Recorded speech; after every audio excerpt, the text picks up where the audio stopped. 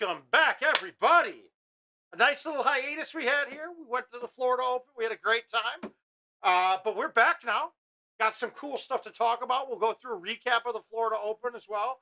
Before we get into that, though, there was some sad news this weekend as well. And I want to offer the word of mouth heartfelt condolences out to first Sean Gervais.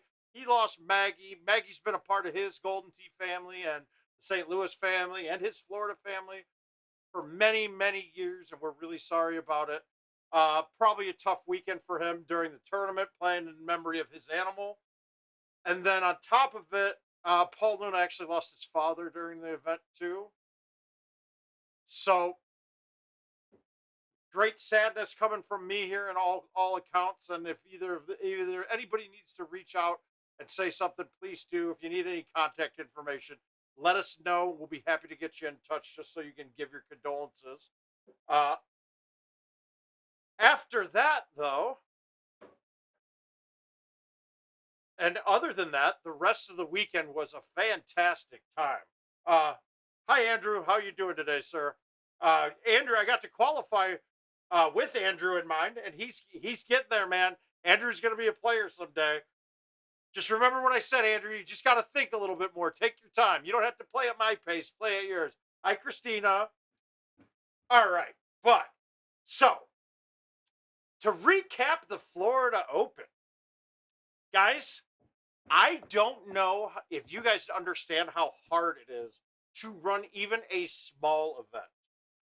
This is back-to-back tournaments with over 150 people and a ton of moving parts. And you know what?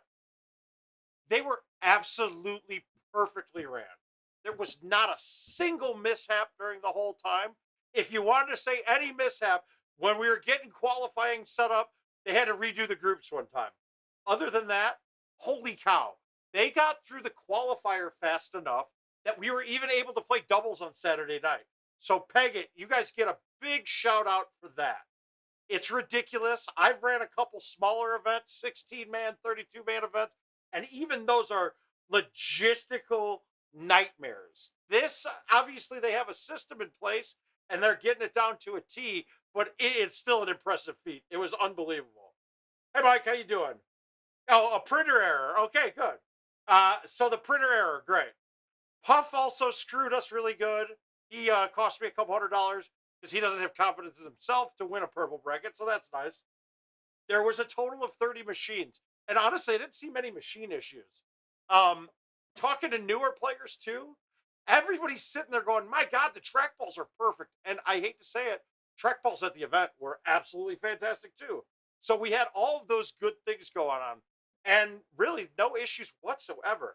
Just a bunch of great Golden Tee play throughout the weekend. Luna ended up winning it. McCook got second. Who got third? Shit.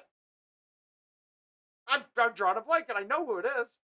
Oh, Andrew Haas. Andy Haas did. Now, me personally, I got fourth.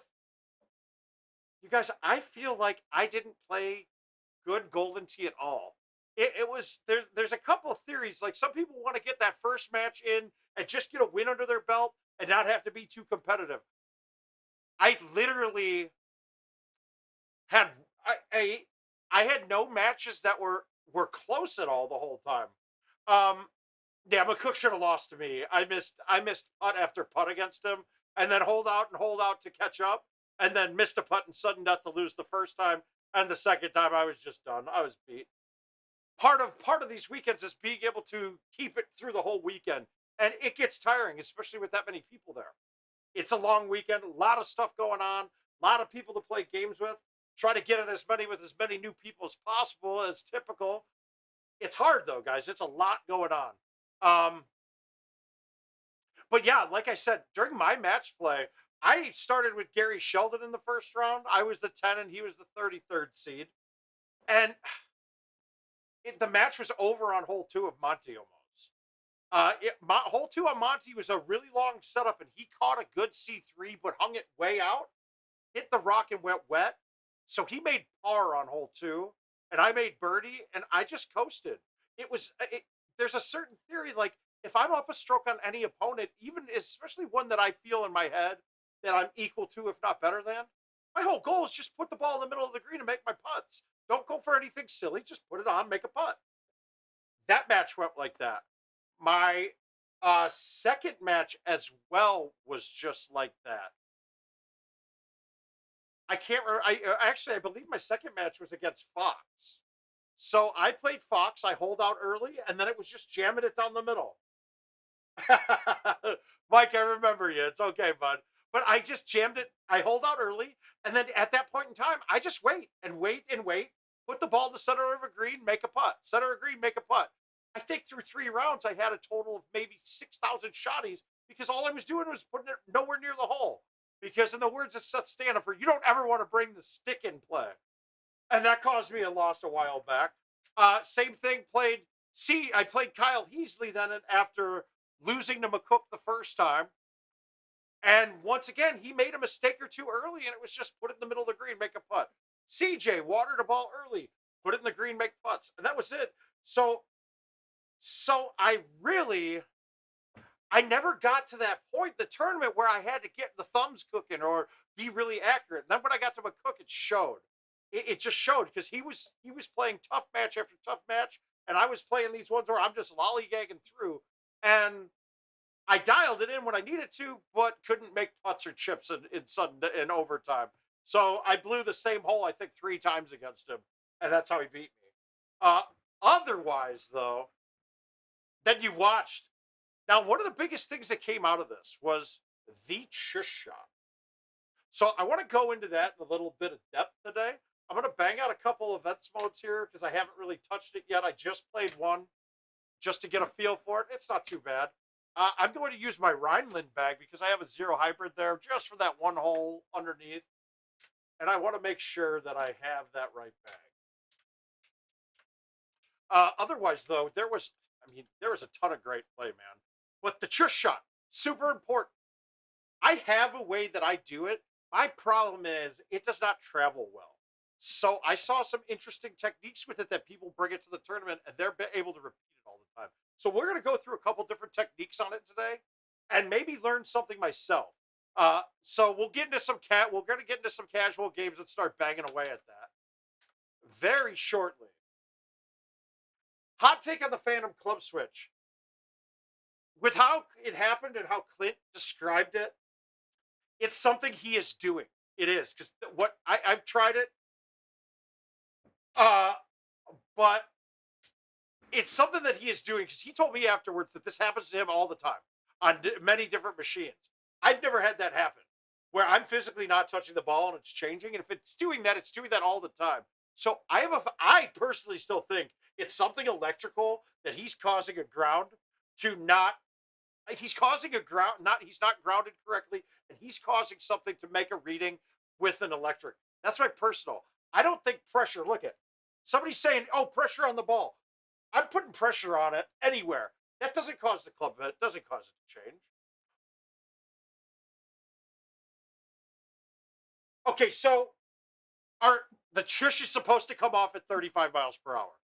That's what you should be able to do because that should be what the most repeatable is. It may take you a little while to do it, but that's what it should be coming off at. Mine are different, but today we're going to work on it and see if we can come up with a better way or at least show you like the 4 or 5 different ways I know of people doing it and see if you guys can find one that's more comfortable for you. One of the best Chushers I saw this weekend, and it's a new player, Eddie DeSimone. Fantastic. He even sent me a video. He even sent me a video of him doing it repeatedly. Bam, bam, bam. And why? Because I'm commenting on his during the stream when he won sudden death, where he went with an 8.5 release. And I was like, whoa, Bernhard. I'm like, whoa, that thing's got to be coming off hot. And he went to about the same spot on the hole and was doing it repeatedly. No release, release, no release, release. And no release was coming up like a foot short. So it's something that he's dialed in. And that's going to be a player that we need to watch out for because that son of a bitch can play. He can shoot a bit.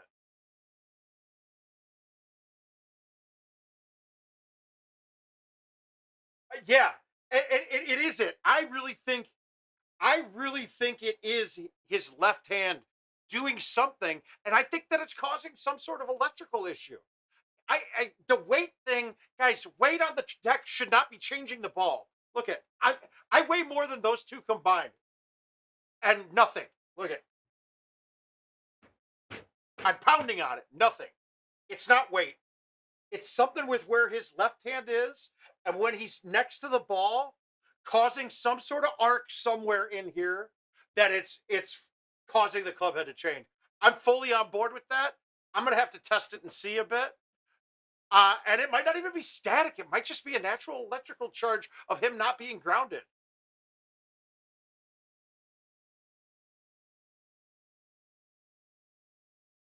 Yeah, it's a all right. But now we'll get into the Chush. Let's bang out some of this events mode. Everybody told me it's really hard.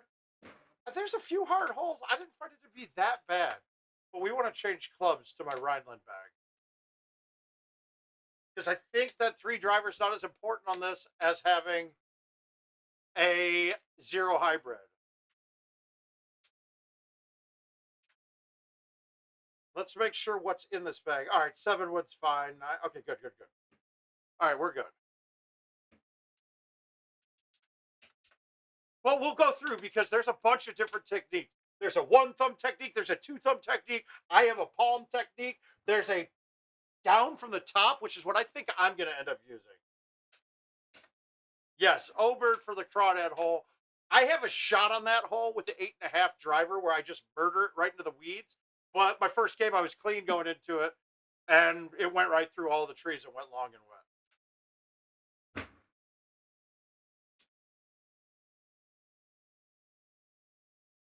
That would have been a hell of a way to start the stream. Jesus. King's finding the club set for you guys, too, to put up. Now, I just saw a post on Facebook about this hole, guys. I am playing stouts right now, by the way. And in Orlando, I did use the arrows on this course and had great results. On a shot like this, though, this one's really tough to stick. I'm going from here, right?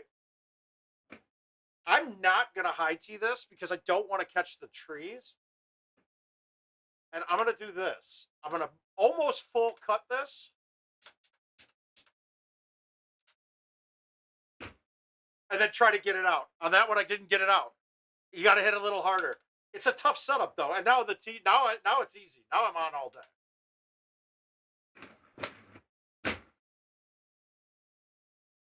But it really doesn't matter because this is a wash game. I'm not playing it. Yeah, so Rodney, I think that's going to be the technique that I use, like a pinch down from here. Because I don't have the micro twitch to go here soft enough. The other one I like is the 1 thumb Chush from up top. But we'll get to it. It's going to be hard. I don't have a down-facing camera right now. I got to get it reset up. Had to get new cords for it. They're here, but I didn't have time to get them plugged in today.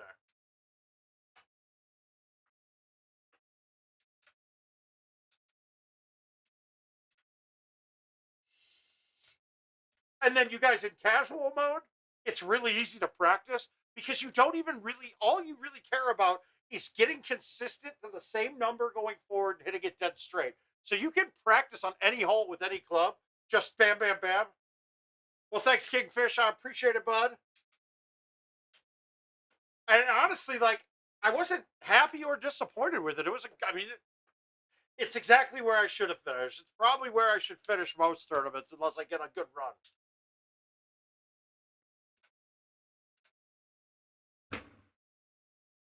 I mean, like I said, I don't think I played particularly great. I didn't play bad. The only time I missed a shot during matches was against McCook. Otherwise, I just played clean rounds or 1-runners and just stuck everything and walked away. Which, I hate to say it, unless you're playing in elite matches, that pretty much does it for every game that you're in.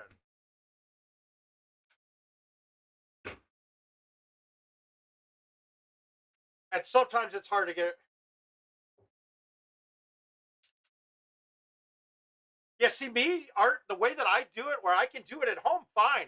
But if I go to the tournament, just a little different feel on a trackball makes me off with it. And that was the palm. I just palm Chush. Like, I would stand here like this and just roll my hand forward.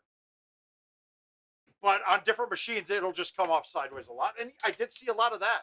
A lot of people missing it by coming off sideways doing that.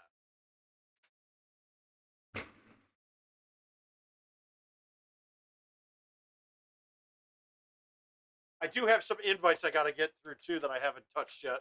I haven't played in a while. It's been a bit. It has been a bit. Hey, Ricky. Hi, Neil.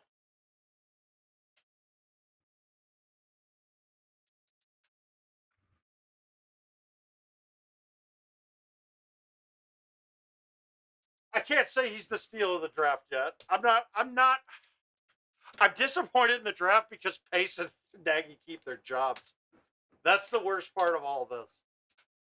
He might be. Honestly, it's a good way to. It was a good move to jump up in the draft to do it. Can't be mad about that. And then I think even better, the second pick, that offensive tackle. It seems like that was a hell of a play too. Now we are mortgaging future again because I don't see us being very good next year. So we're giving away really early picks for the right to get him this year. But he could be the guy, so that's good.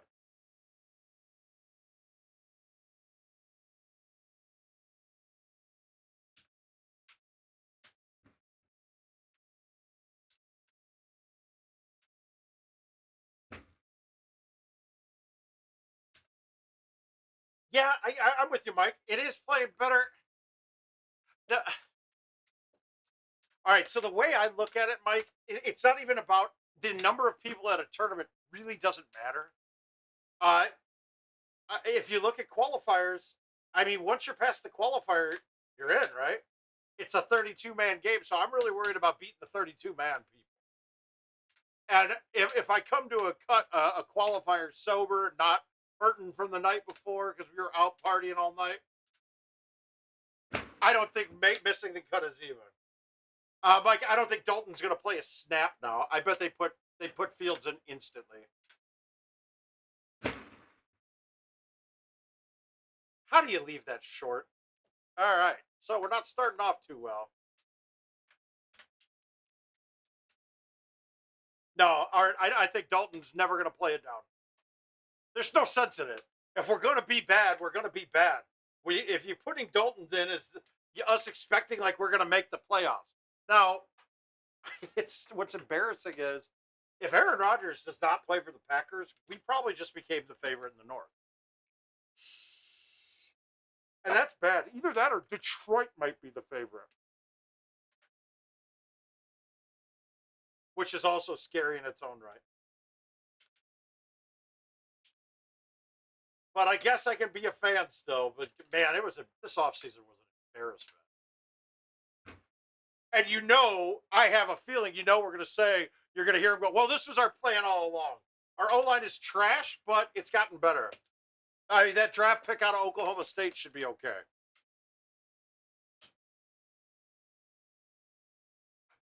Well, no, that's the thing. It's really bad, and that's why he's probably going to start.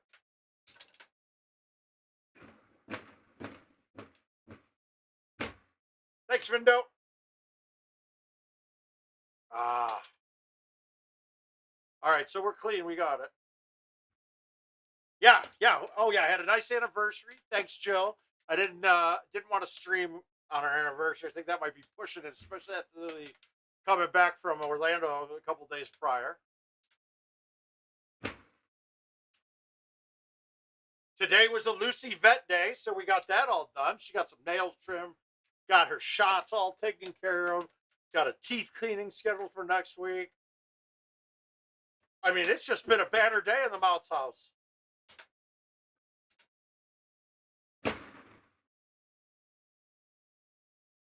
Oh. But, God, and I keep looking. I've looked at that video with Clint quite a bit. Richard, is there any way we can pull it up for everybody to see? I'm sure you got it, right? So we can kind of see it. You did a great clipping job of it. Not bad. I don't know. I don't know about bad. I mean, quarterbacks that play their first year though too end up getting more reps and more experience.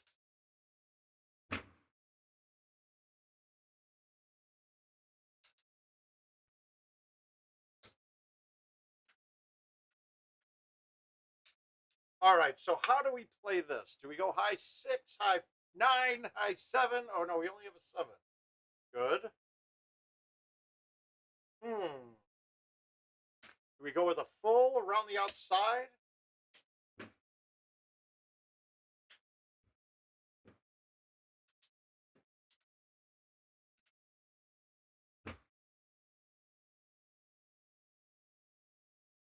I'm actually happy as hell with that shot.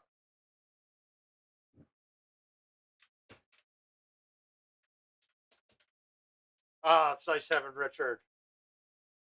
Everybody needs their own little Richard. And they're for sale.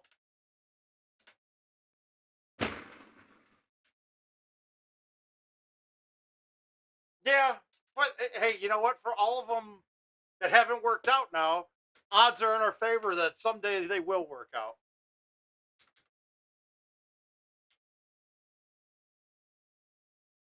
All right, so I don't know this shot too well with the over.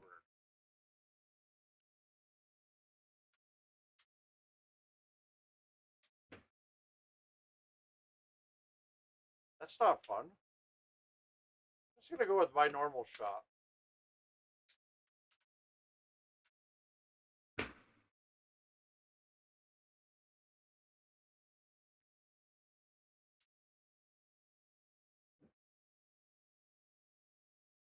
Hi, Gino.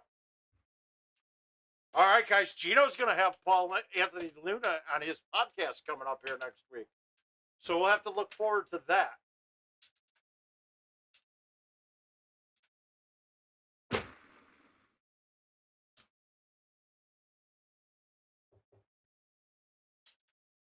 I think they're still on the hook for his money if they cut him anyway. So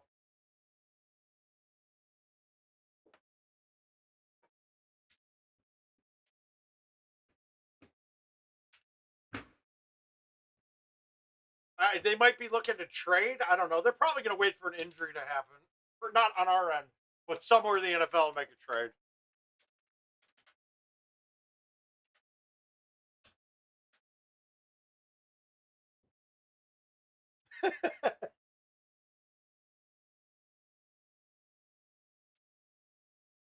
I'm waiting for the rest of that.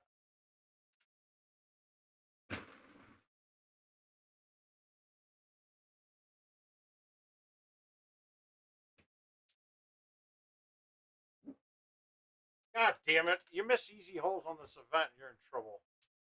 All right, so I'm 2 off.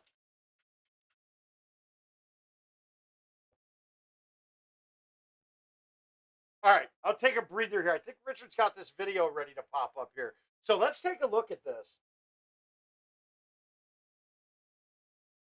So we're looking at the Phantom Club change video, and I know King edited this down and did a little back up and forward on it, right? So if we're watching,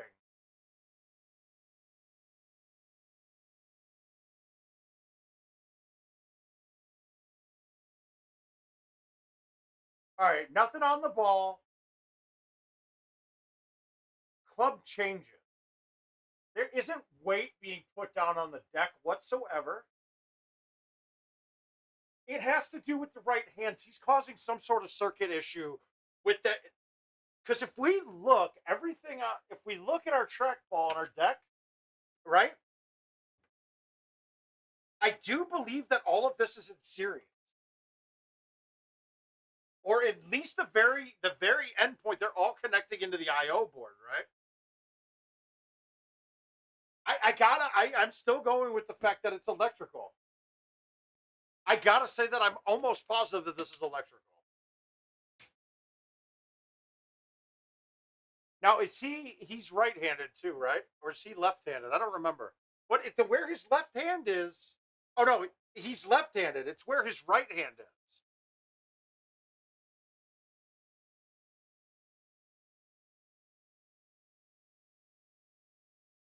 Right. So he's got,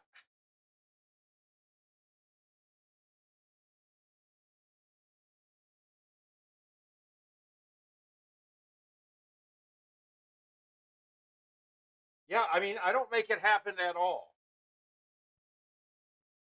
All right, it's something we got to look into. Oh, all right. So Chicago Sports Edition. Rex Grossman won football games. He took us to a Super Bowl. You can't be mad at that kid. We'll go with Rex Grossman would be the fuck. Adam Dunn would be the Mary, and the kill would be Matt Nagy.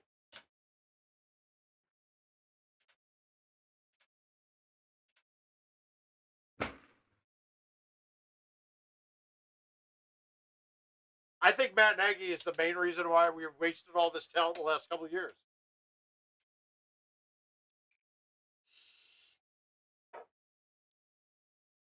Yeah, I'm looking at that thing all together and shit, I just screwed up. I didn't even look.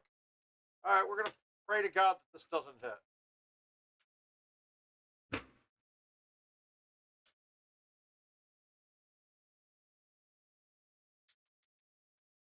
I don't know. All I know is that the value they got for him was there. And we're probably going to be. I mean, in general, we're probably going to be one of the worst 10 teams in football next year. So we basically gave up a 10th round pick. I mean, a number 10 pick to move up to get him. That's not that bad. And the other thing is, fucking garbage. Ugh. I feel like this is what I'm going to swear at and yell at a lot. Let's take a look at Chushing real quick and see what we can come up with. So what I'm just going to do is, what's a good course that will have a nice flat green on? We're going to go casual. 18 holes. I mean, we could do tropical. What's a good one that we could just knock something close off the tee on one with? I guess we'll just do tropical. It's going to be the most current relevant one right now.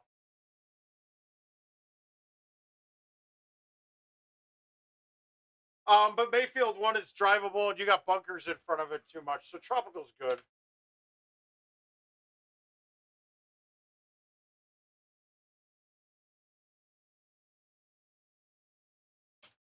All right, so we're just going to get these up there. We're going to play with stouts on all of these, just because that's what we're mostly using, and we can see if we get the hang of it.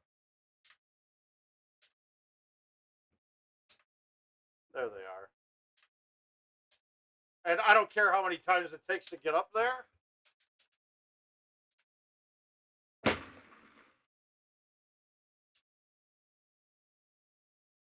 All right, that's pretty good.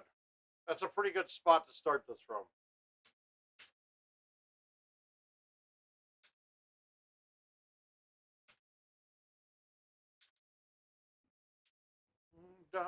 Oh, I'm on the clubs. Whoops. I don't even care about what clubs we're using.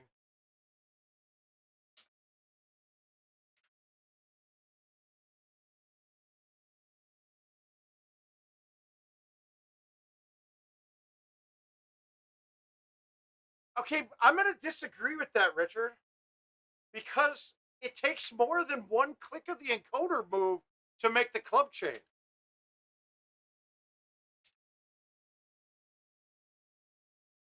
Because see, look, I'm moving this right now. Nothing. So one click does not make it change clubs. It just doesn't. It has to be multiple. That's electrical. I'm gonna stake my reputation that says that is an electrical issue. I know it's not staking much, but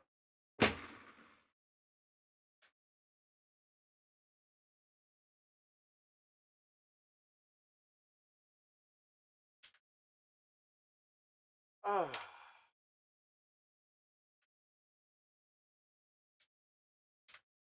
and like I said, we're just putting these all up there, and we'll have a spot. We'll do some mulligans and shit from here too.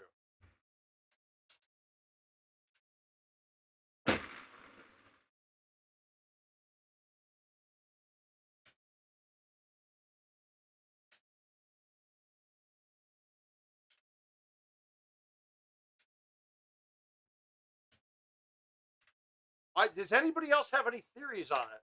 I know that Gossett said something like he put weight on the deck, but weight on the deck doesn't cause it to move. I don't care where you're standing, what you're doing. Weight on the deck doesn't cause you to change clubs.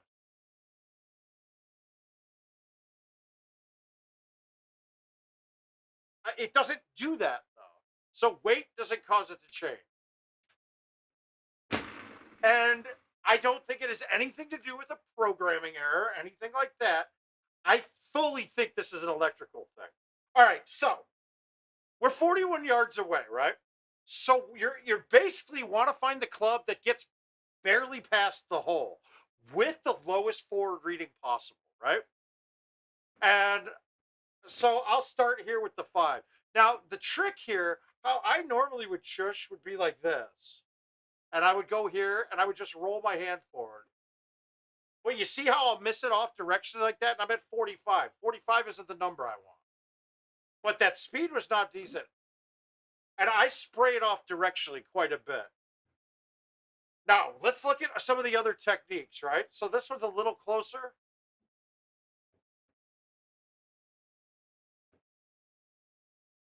.44. Okay, so that's a little hot for me. That's the one thumb on top of the ball.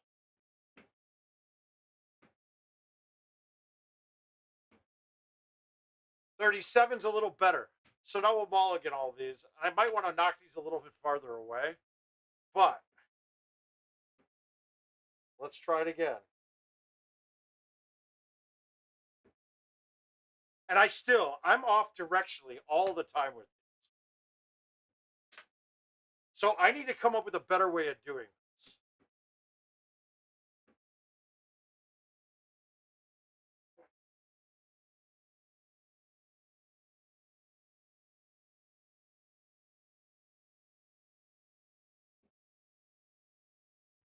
Okay, that's still 42. And that's one of my problems too, because I'm getting the numbers way too high. Let's try it with my old way of doing it. And then I spray it a bit. So the chushing is tough, man. I would love to see Eddie DeSimone's way of doing it was fantastic.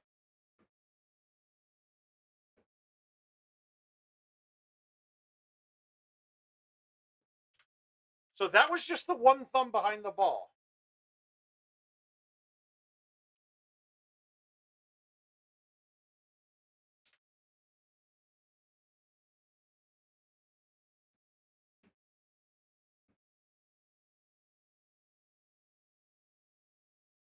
Yeah, I kind of think the one thumb behind might be the best way to do it. Yeah, and he chushes how I did. I think this one thumb behind the ball is the way to go. You just put it there, you pitch straight down. But this is stupid. They got to change this. This is such a dumb shot. Uh-oh. Oh, shit. I think I might have figured this out, guys.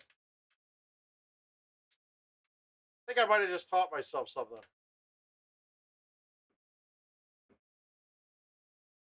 Okay, now here's the other thing, right? This is why I call it a broken shot. Do you notice how the ball turns back at the hole?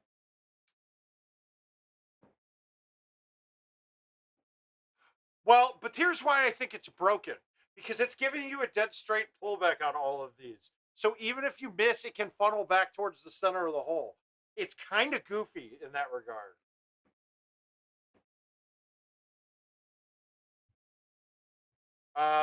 Yeah. All right. So, God, can't I go back and do it all again on the same hole? Now you got to worry about elevations and shit.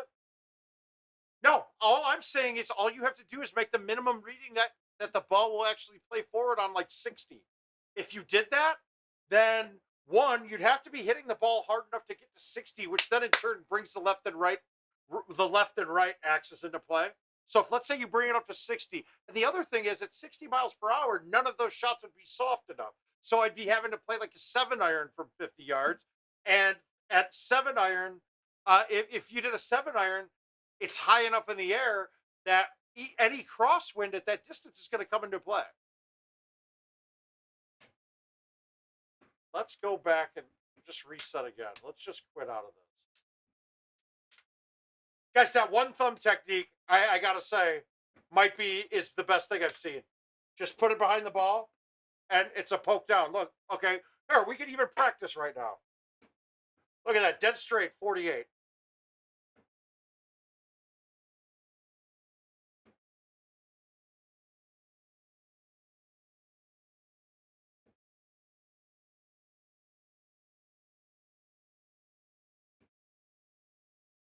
$41.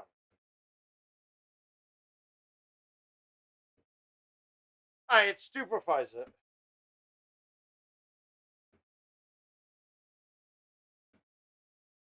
That one thumb is the key, I think.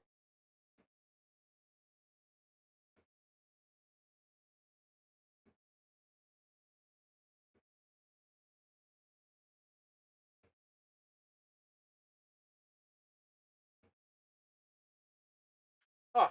It's interesting.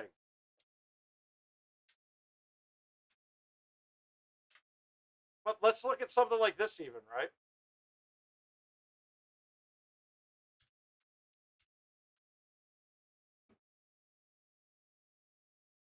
$48, $111. All right, so that's going to be only $111 with the driver and stouts. But I'm hitting it dead straight now every time almost, so that's good.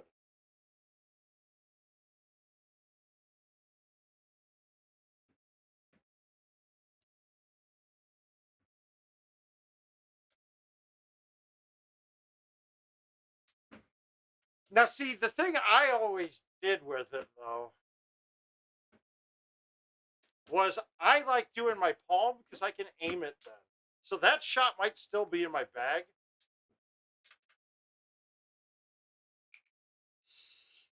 I think I need to put a top camera in just for this, just so you can see what I'm doing.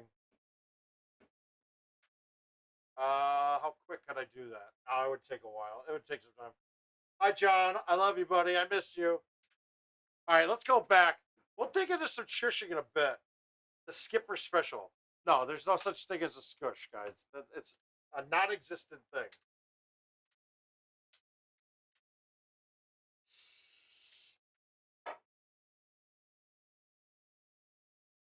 Hey, I blame that only on you, Richard. I offered it up. I offered you the flight.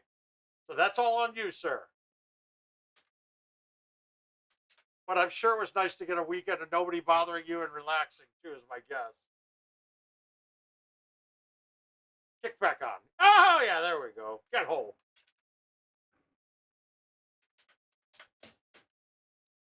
Good. Ah, that's something. Guys, I do pretty well at the ones that are record breakers. There's no way I should have lost to McCook. I gotta think that.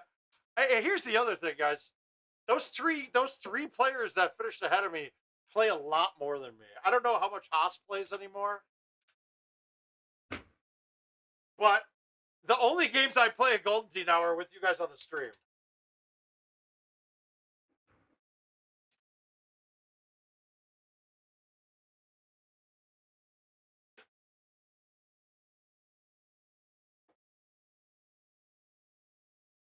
I don't care, Richard. That was never thought of.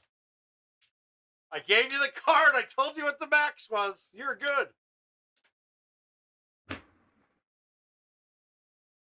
Dude, I've been just so short on everything now. Had about 60 games total before Wisconsin. Yes, I am, Billy. That's a drive for me. I got to make that drive. I'm talking about every month, dude. I haven't played a game of commercial since, obviously, the tournaments. But other than that, it's been a year. Maybe since you guys were here last. I say for St. Louis, Richard, you just fly here and we'll drive down to St. Louis together.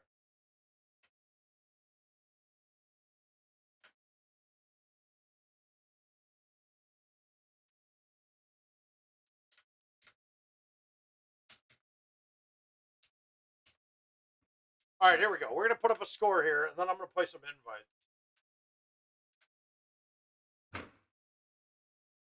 I'm not putting up a score here with that shot. Why didn't that cut at all? Okay. So we'll just go straight to invites.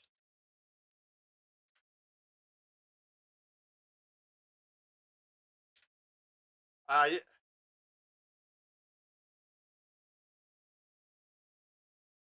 Oh, 440 for the weekend. That's a bit up there. Your HE doesn't have mulligans in the casual mode? Yeah, it is a setting. Here. Look here. It is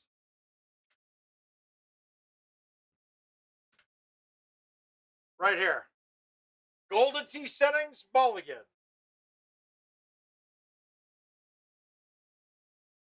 Yeah, and he missed a straight thumb putt too, which was crazy.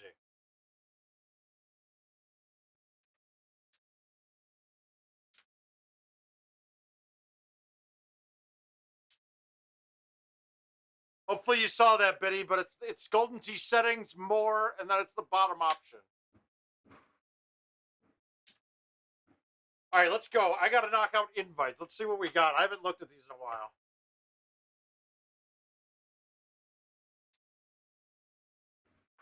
What do we have left? We got hours probably. No, I knew where to look. I've never had it seen it turned off before. All right, so we're going to my par 3 bag. Sorry that we got to knock out these, but there's only hours left on these.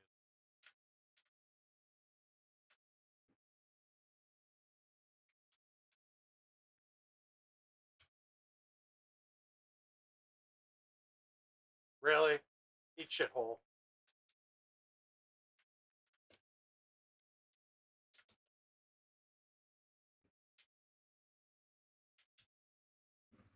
It's funny too. If those of you that watched me play McCook, I already know we're gonna hit almost an identical shot on every hole.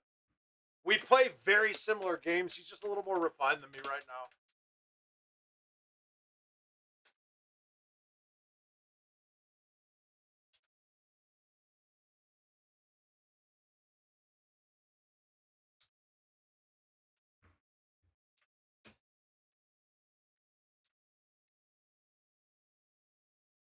Yeah, now I think I'll add that Chush to my game now, though. That's gonna help out quite a bit.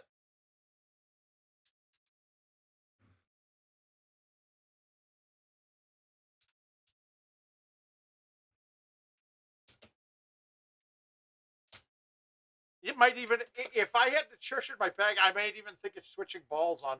But I hate to say it. Do you know how many people I watched missing the Chush on one of Tropical?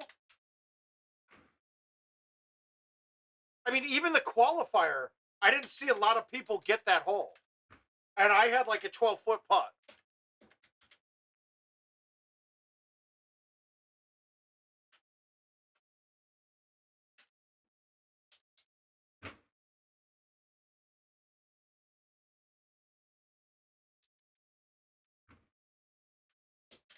Oh, I can't believe nobody commented on how awesome the shirt is either. I'm very disappointed in you guys.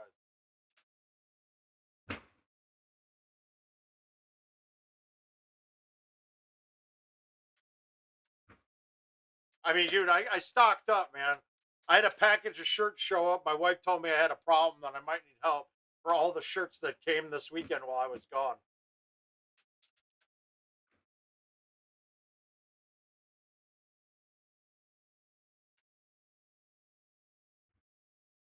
Oh, and guys, big up to the staff down there too. They did a great job. They blew me away compared to how it was the weekend before. Robbie, you and your girls were fantastic. If you're here watching, you know I love you, buddy. We had a blast. Thank you. Robbie even joined in and got involved drinking a little bit later on in the weekend, so that was cool.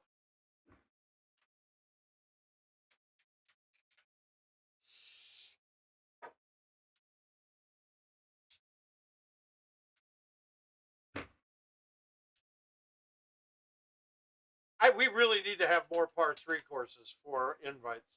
This one is getting old and boring as all hell.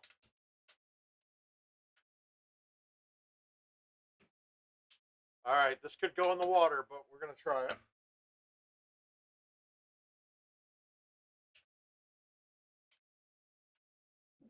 And for some reason too, going into this weekend and now my thumbs are cooking like high speeds. Yeah, they were great.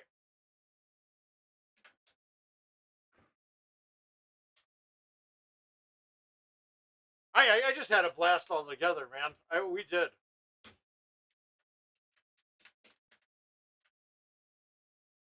There really was. Everything was fantastic. I mean, it was fantastic, guys. Put it this way: probably best event, best run event. Now we just gotta get, we gotta get Chris to pony up 10K, and we'll be great. He stepped it up one. I know there was a pandemic, but I got a feeling we're gonna see this kind of turnout at most events from now on.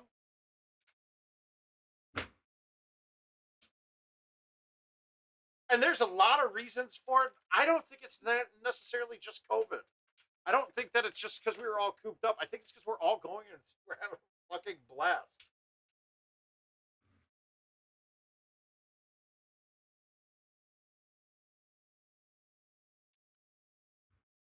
Yeah, but we paid higher too, so.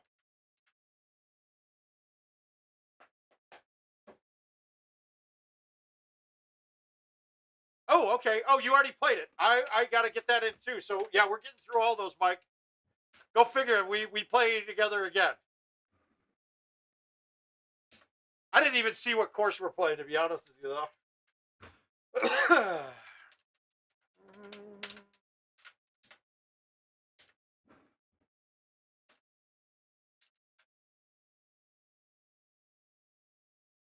I went for it. I don't know if an 18 on this setup is going to do it, but I got a decent amount of points. So let's ace 18 just for giggles. Ah, good man. Good job. That's what I like to hear, man.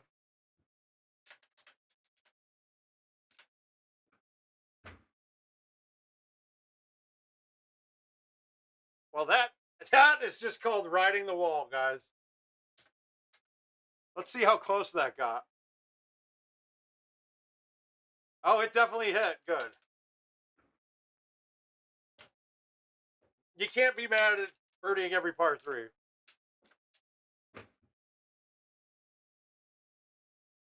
Okay.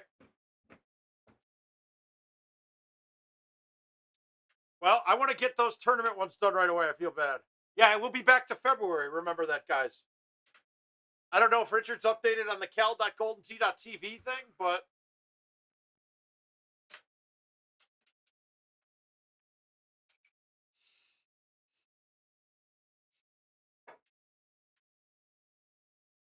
if there was one thing about Orlando that we need to work on for next year, it has nothing to do with the tournament. Airbnb. I mean, we had no rides. It was hard to get rides places. It, it, uh, it was very hard to get anything really.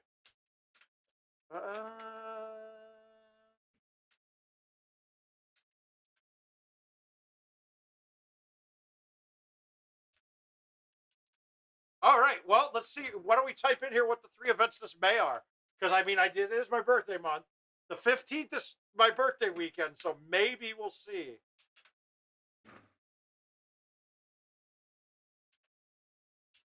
But I probably won't be going to something in May. The couple that I went out with, Chris Irvin, for his birthday, we had such a good time. We're doing it again.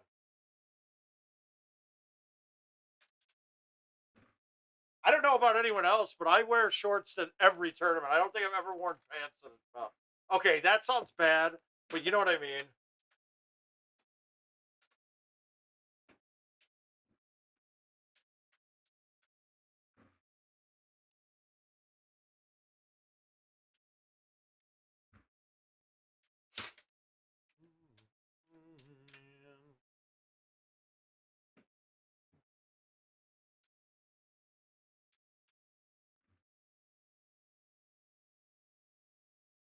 Oh.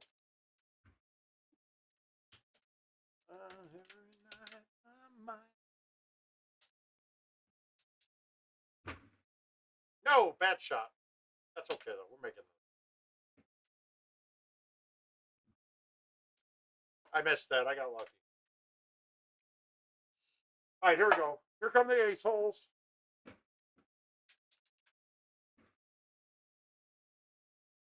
It was also nice to be playing McCook and having a piece of him in the Calcutta, too. So either way, I was winning a little more there. And that Phantom Club with Clint.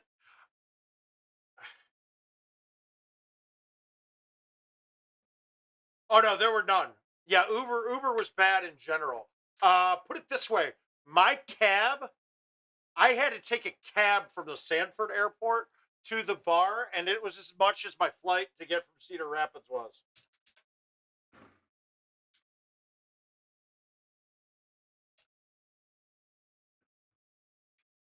I mean, literally, if I took Ubers and cabs out of my weekend, it was a very good weekend.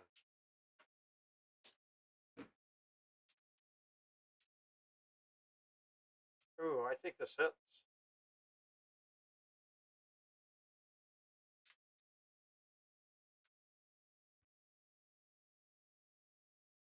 I should have backspun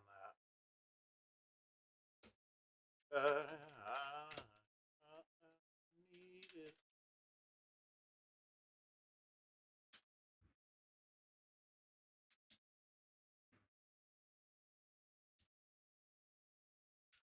A little lucky there.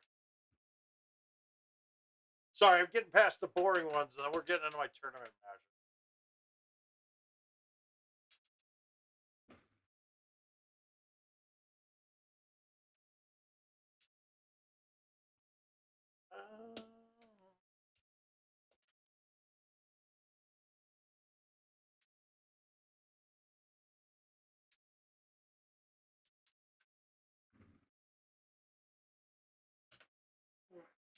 It wasn't even that they were bad puff; they were just non-existent.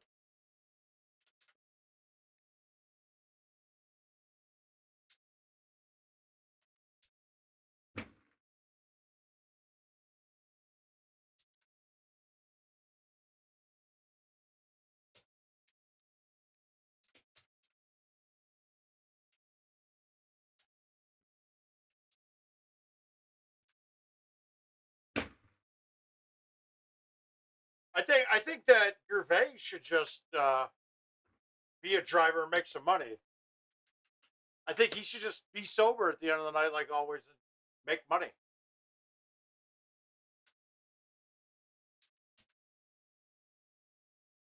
Hey, I know it stopped me from boozing when I got there on Friday night. I basically said, "Oh, don't worry, Kristen. I'll drive. I'll drive you guys back."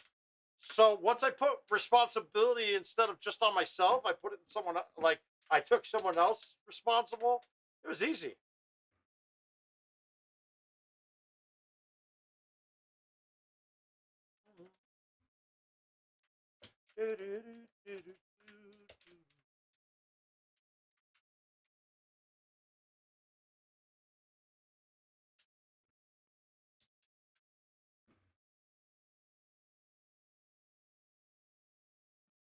All right, that was a boring cakewalk 18. Here we go. Oh, and also, guys, congratulations. You got a tournament champion here. One of two. Well, three. There's a pink bracket one as well. You got Puff. Stephen Kramer won the purple bracket this weekend. And as much as we look down and say the purple bracket, oh, they didn't make the main.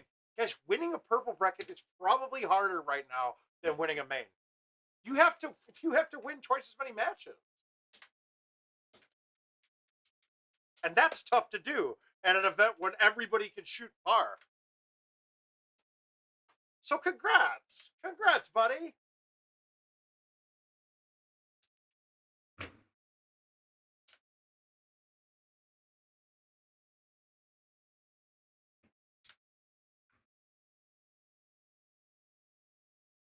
Uh-oh. Uh-oh. Whoa, wait a minute. So that means you had to win, what, 13 straight, is it?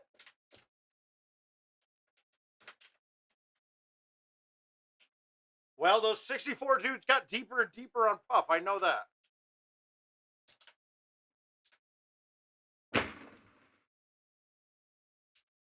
I gotta say too, I never got to play a match on Tropical or on on Baja, so I got both sides of the coin covered.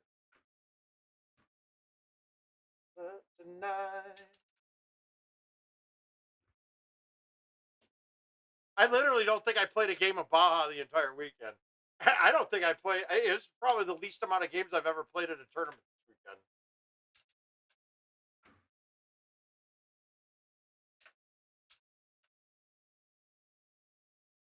That still counts.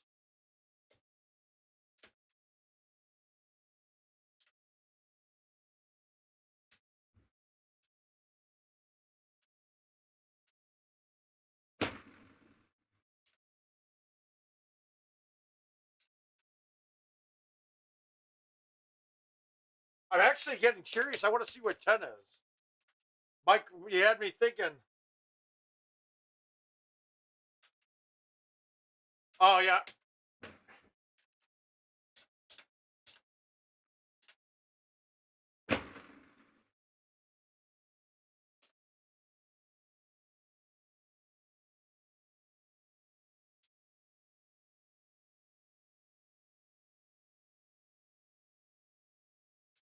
Um, was the one, I think it was 100 and double them that we did for PCC, and I lost my first and got third.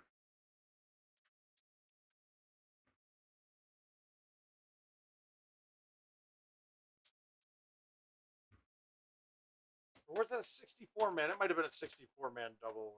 I don't know though. Oh, Peggett record probably for sure.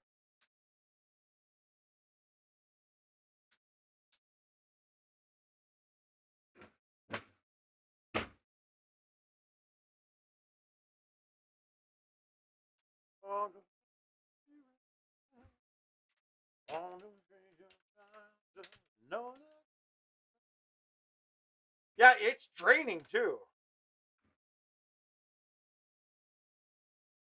See, there's both sides, right? If you make King of the Hill, you're most likely winning most tournaments, right? But here's the other problem, though. You have to then wait for everything to get done. Now, Peggett has it set up now beautifully that you rarely wait much now. Like, they space it out so that you don't wait 2 hours for your final match and then play everything else right after it.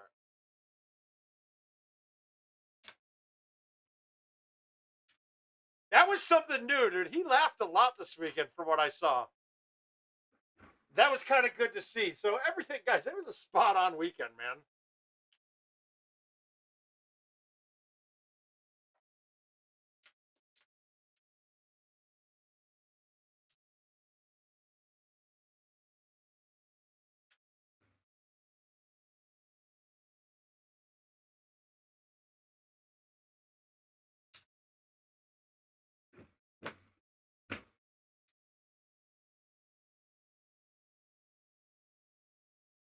That was the setup we basically had in the qualifier at Orlando. There you go, Mike. You got to see it.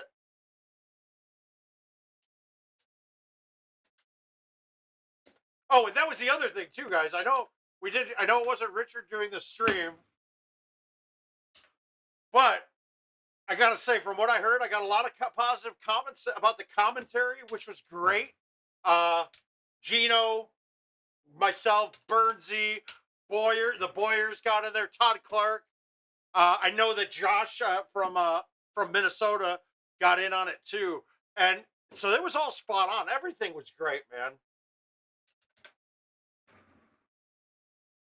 And it was weird too because we didn't have set schedules. I was using the commentary to kind of keep myself focusing in on the tournament.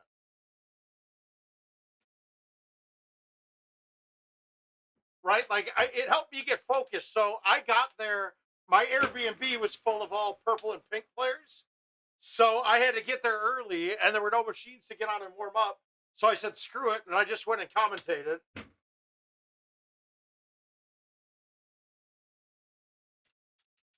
And I think Bernhardt was kind of feeling the same thing. Like, just wanted to make sure commentate, get done with it. Like, be involved still.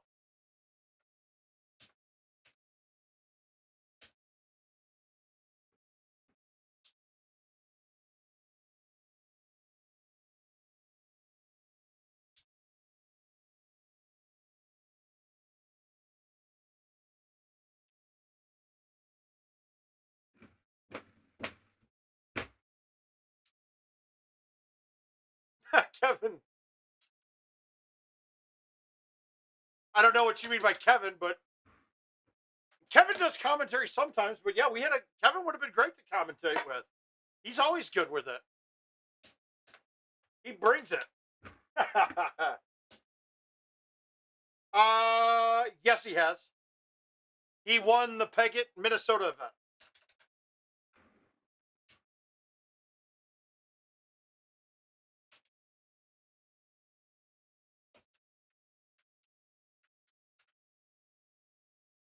No, he won the Minnesota Open at Panino Brothers in Apple Valley.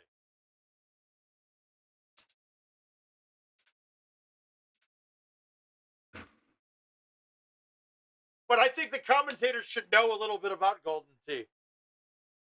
So that's why Kevin would be out. No, the first one. The one that Tony won was in Eden Prairie. Richard, you weren't around yet.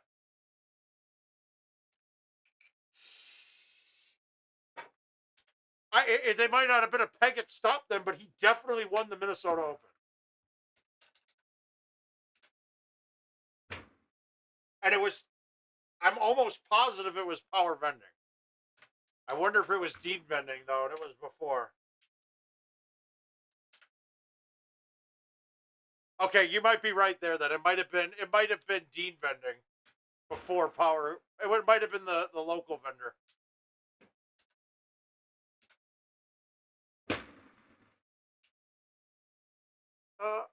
They want me to let go X's and O's.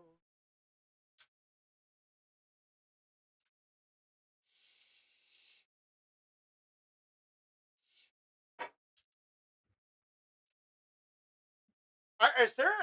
I hate to say it. Is there anyone that's won a main and a purple? Oh yeah, Fox and myself, I think, are the only two, aren't we?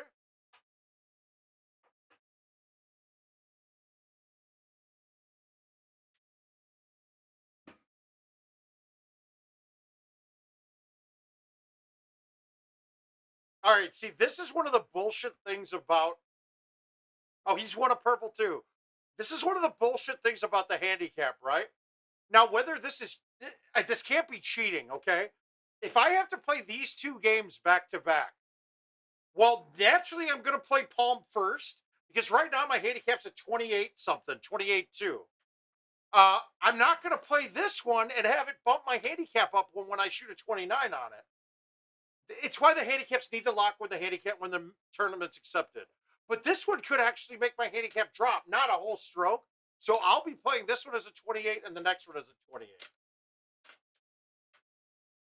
Unless I go and shoot a 3 or 4 better here, then I win this invite, which is fine.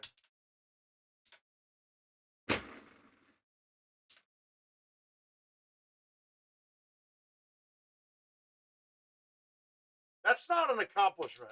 That's more of an indictment, dude.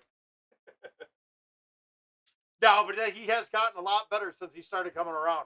You guys got to look. That whole group.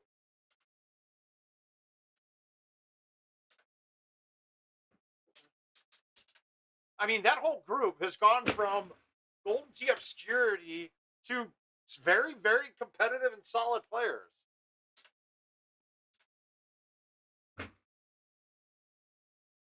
And Gomez might have been the one person that I've seen become a much worse player as he stopped drinking.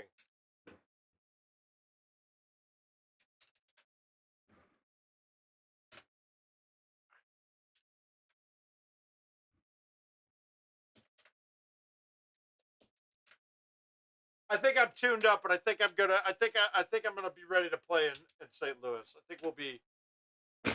I'm actually looking forward to not being at a bar an entire weekend. That price point is pretty standard from what I'm hearing.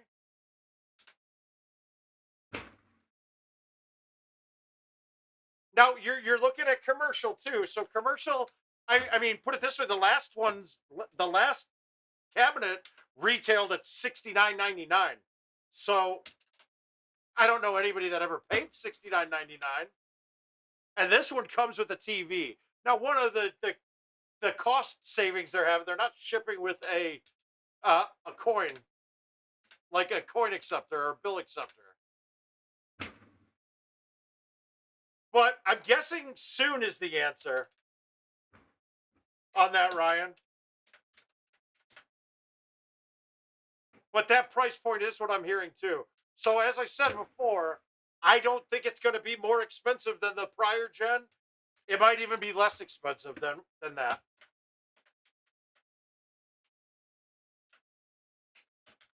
And then Home Edition, expect the Home Edition version probably about 6 months afterwards.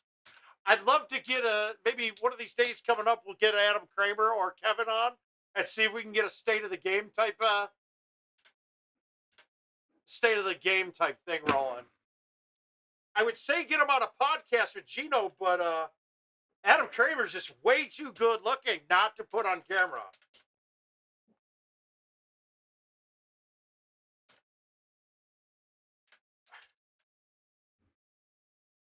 No, the only way now that we'd hit pink would be as if we pulled a Haas. I mean, pink cut was in the hundreds, right? So if Haas pulled the move where he dropped, passed out drunk, and missed the final course, nowadays you would be in pink.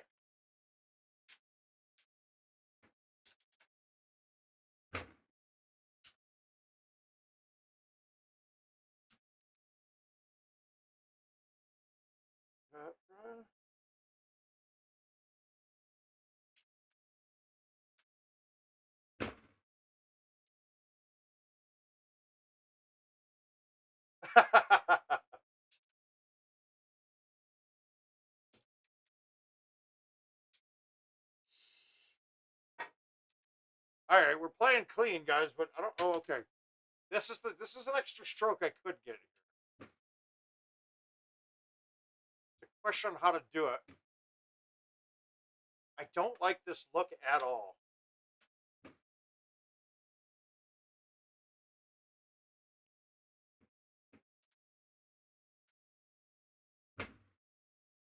That's why it was right in between where I was going to hit.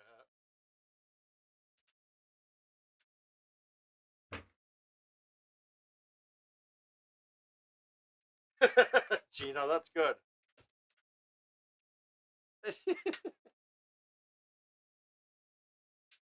Yeah, guys, I hate to say it, with the refinement of the certain of top players' games and with stouts, you got a chance to do well in the tournament. You have zero chance of winning unless you're banging out a ton of games a month. It's gonna be a rarity to see. Like, I mean, I believe there's only one person out of the field that ever won a main bracket, and that's a good trivia question here. Anybody know who that is?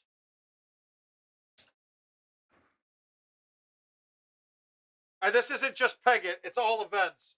So if you guys, all right, who can tell me the one player to win a main bracket out of the field?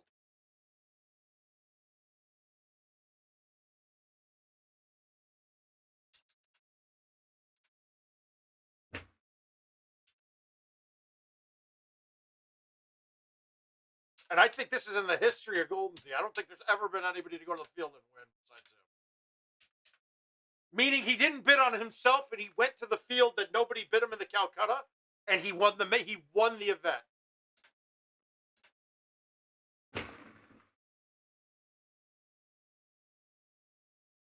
He is one of the all-time highest win percentages in tournament play.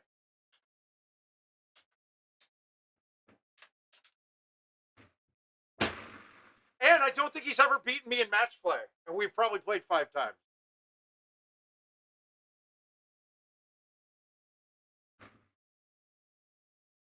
So that's my and still an amazing player and still playing as well. I mean, still fucking more than amazing, phenomenally amazing player. You don't see him at events a lot anymore, though. Nope. No, by the time Clint came, Clint had already gotten better and he got bid up. Not Stenmark either.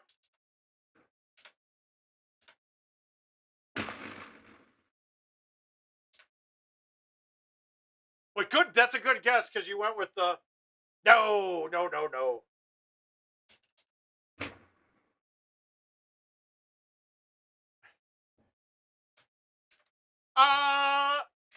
I'm not even saying if it. I don't believe it was necessarily a Pagan event either. And in fact, I'm almost positive it was not. It was definitely not a Pagan event. Paul Taylor's a great guess too, Mike. But no, not Taylor. All right, I got to come up with a giveaway for this or something, don't I? This is a good one.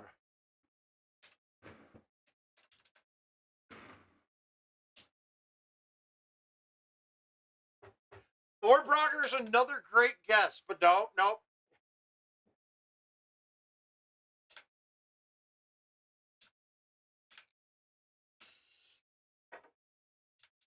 All right, so I shot a +1 on my handicap there. That's not terrible for that course. What up, Climactic? How you doing, my man?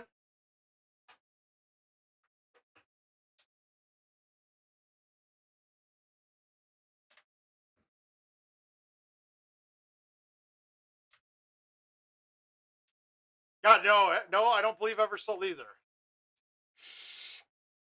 No, Damage Inc. wins all came at very low Calcutta buys. That's close though. You're getting to a time frame that's more involved, Gino.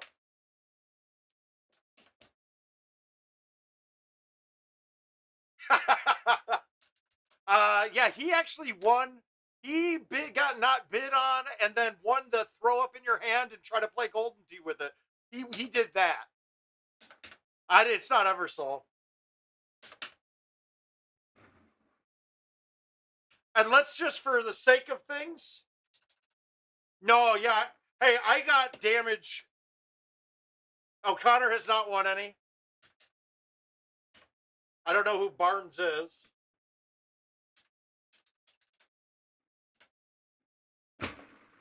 Okay, guys, it's a real big name still right now.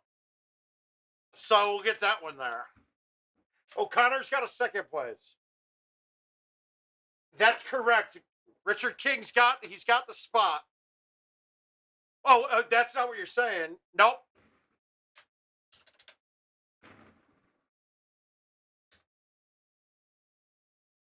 You guys are going to be baffled. Hey, Sean. Oh, sweet. I'll get him here. Stephen Kramer, you are correct. Jeff Lannon is the one player to go to the field and win the event. And that was at a Frozen Open, I want to say circa 2006. Might have been 2007.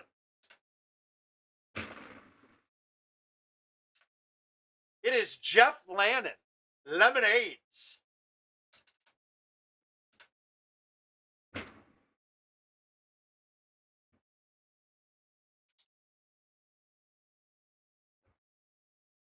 I believe it was 2007, right? It might be. You might have the list up.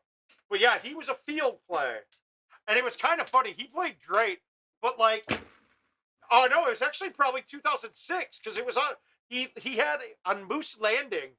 Will Lee had him down by 4 going into 17 and got stuck in the bunker and stroke limited, and I think Lemon aced it.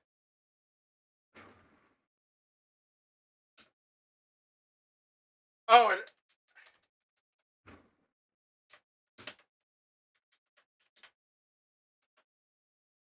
and there we go.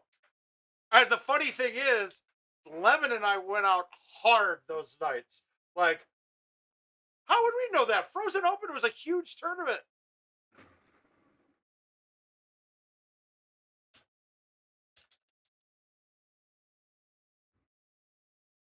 Dear God, dude.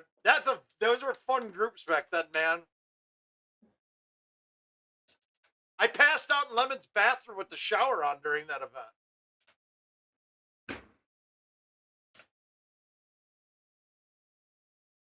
It was before your time. Absolutely. I would like to say it was before my time, but apparently not. I did okay.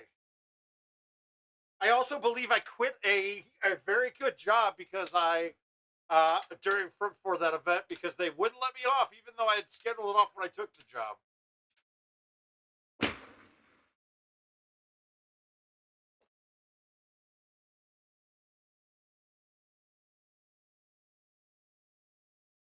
He has a purple win, huh? I didn't know that.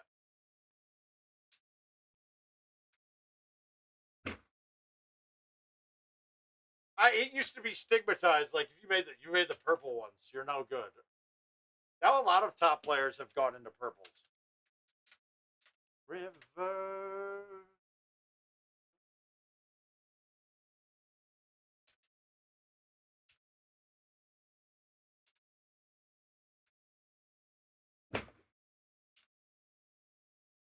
I mean, but that's the thing now. I mean, we used to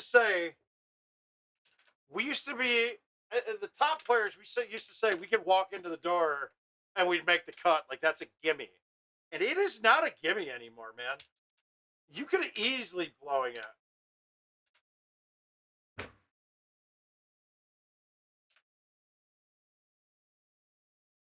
Yeah. And those are good times, man.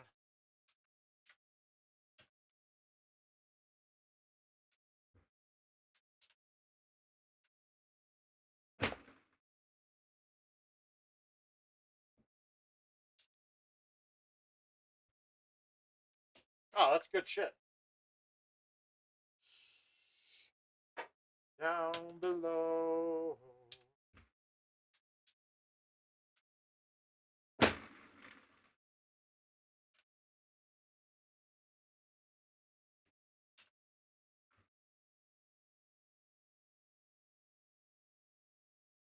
Just what you were.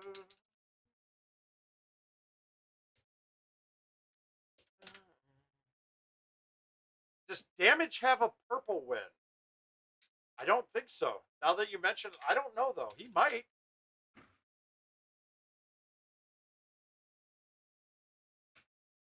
So it's me and Luna. Does anyone else have a? Oh, no. Kansas, no. Peggett, Maine wins.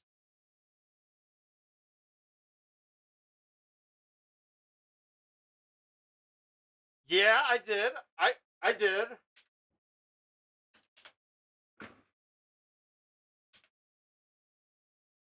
I've always had the big mouth. The name is apropos. Oh yeah, Fox, me, Luna. Who I already said that one too. Who else?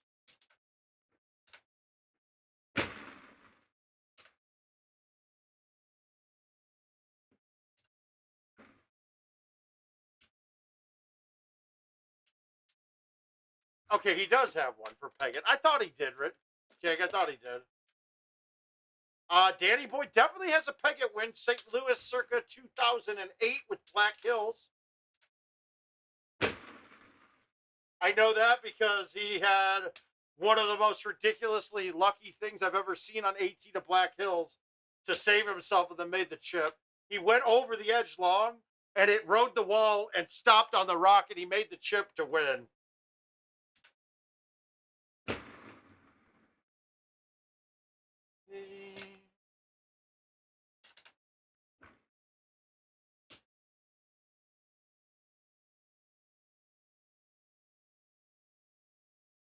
Damage has a Peggett. He's gotten two, actually, hasn't he?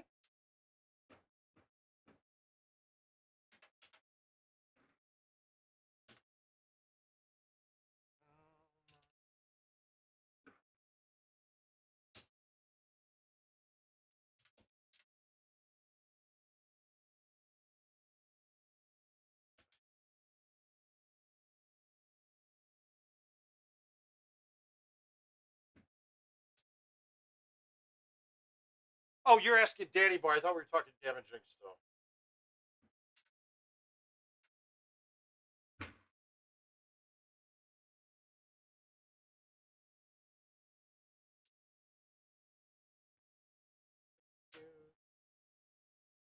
Well, Purple at Worlds isn't Peggett, though. We're talking Peggett event.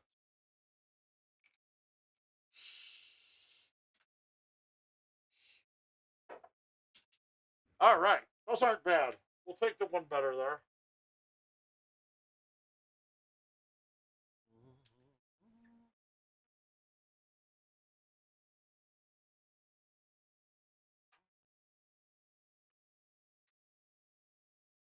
Oh, Dan has 2 tournament wins, doesn't he?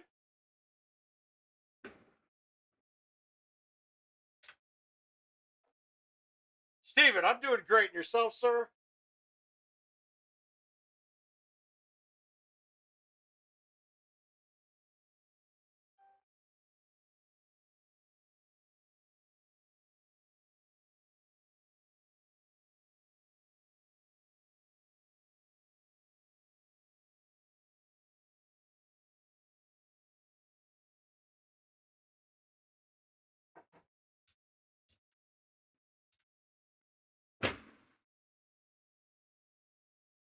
Okay, second in Richmond. He won Denver Open once. Hey, guys, I'm just doing this off the cuff. You guys are using the Google machines. So I'd like to think I have a good memory. Well, some of this, man. We're spanning 15, 20 years now. They were rocking me, acting like I was part of your hurt himself a bit. Family issues, so he's not playing. That's pretty much it. The liberal memes got in his way.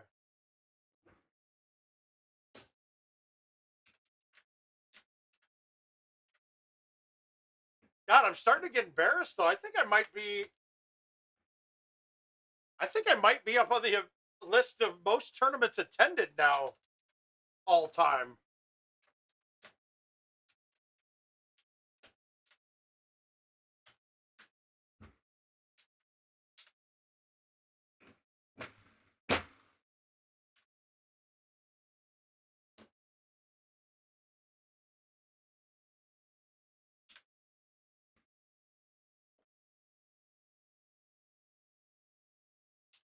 I think I need to just. Hi, Mark. How you doing?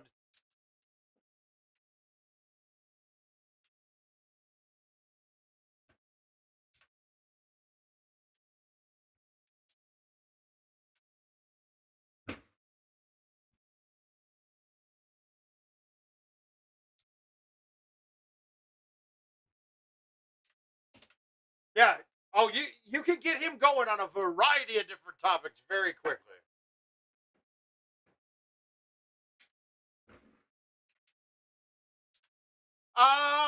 Are you?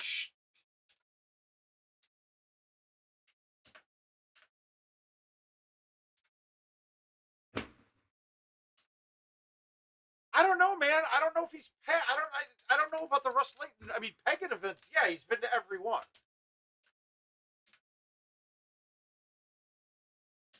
But in lifetime events, I don't know. Was he going to old school ones prior to?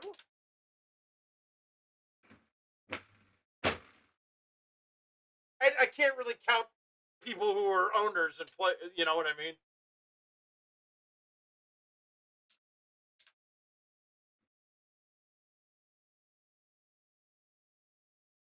It's not a fair. It's not a fair assessment. So obviously, other than Russ, do we have a number for that? Other than Russ, who's gone to the most all time?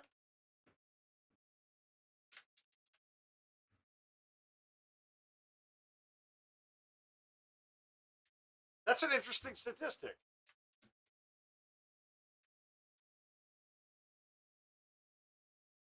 I mean, I'm talking all time. I got to be right up there now. But he only goes to like one Pegging event a year, so I don't think he'd ever be. Now, has he gone to the most and longest amount of years? Possibly. I mean, it's like saying Minnie Minoso played baseball in 5 decades. Well, he didn't have the record in NIV. He had the most. Yeah, he went to every NIV. He was the only player. Not most tournaments, but he was the only person that was at every NIV.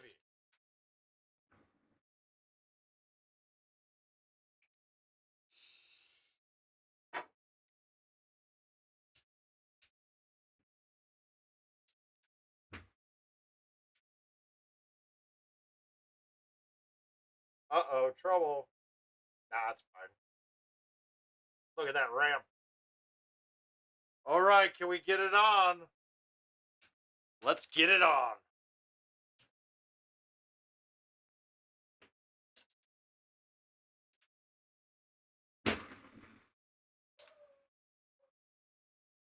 Wow.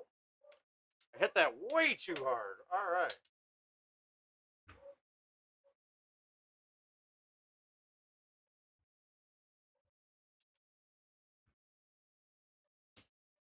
Well, me.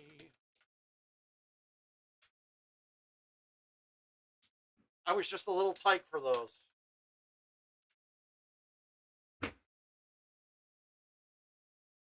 Dude, I don't know why I've been doing that so much on this hole lately.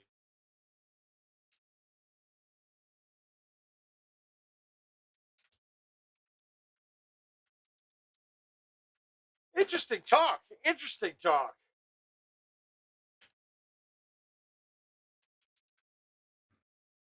Because half the time on stream, it's not even about what I'm saying. It's about the conversations we get into that keep me involved. So I appreciate it. Thank you.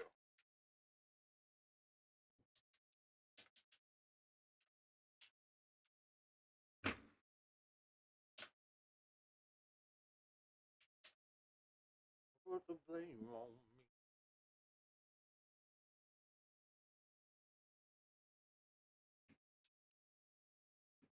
Eh,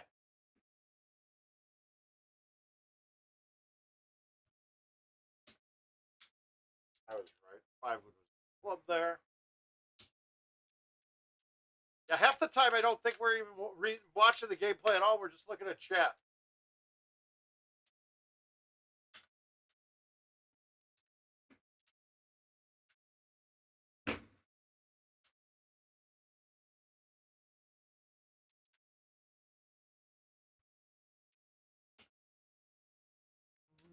Told me it's all for a while.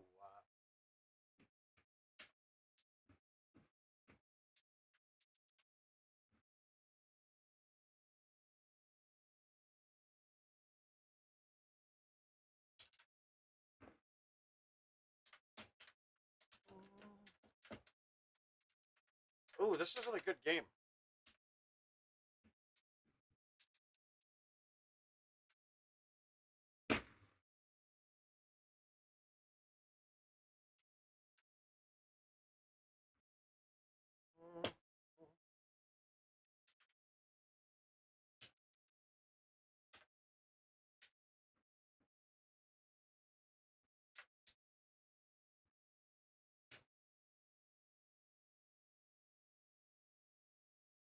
Mm.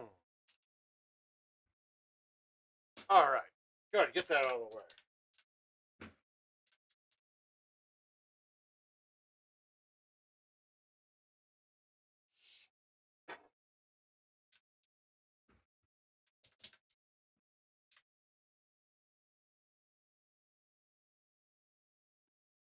I don't know. I'm always hoping for somebody, not a banger type, would have won. I wish I would have won because that's not a banger type. We've only got 4 games left, guys.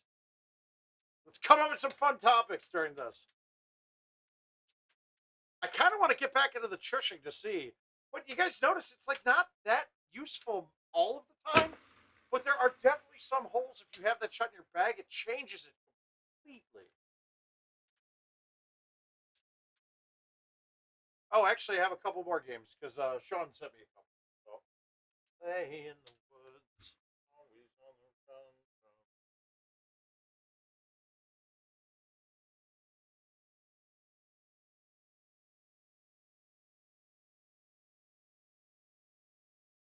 Oh, we got a new day too. New month just started as well.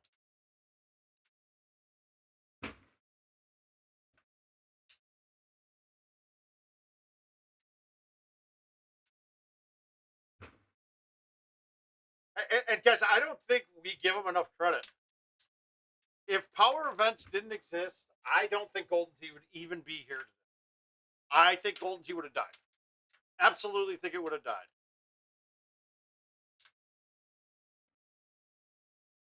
And that's not trying to suck on the teat. but the Shark Tank year would have completely killed Golden Tee off. Absolutely ended Golden Tee as we know it. The only reason any of us continued to play then, after the money was not able to be made, was because we still could go to tournaments.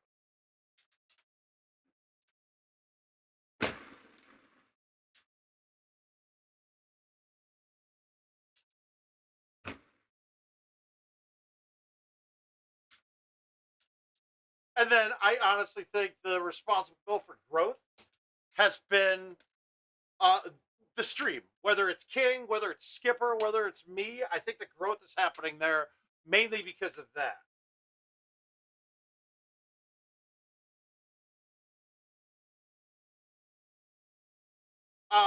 Yeah, Jason could have, but I mean, there was a bad taste in a lot of people's mouth after what Gino called out when we kind of started going back and looking at the. I still remember to this day. It was uh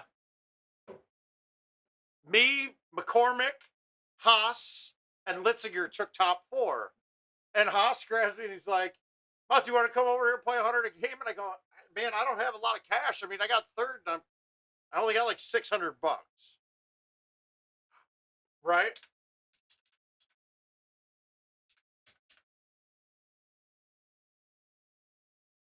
Um, I think that the PGA was the only thing that we had that could have made us go bigger, and it's going to be bigger. Yeah, but Skipper's been doing it consistently, day after day, week after week, throughout the years. But I wasn't talking about the individual streamers in response to growth. I was actually talking about streaming the events, which you started doing. That was the biggest part. But Mike, I think PGA is because you don't know how.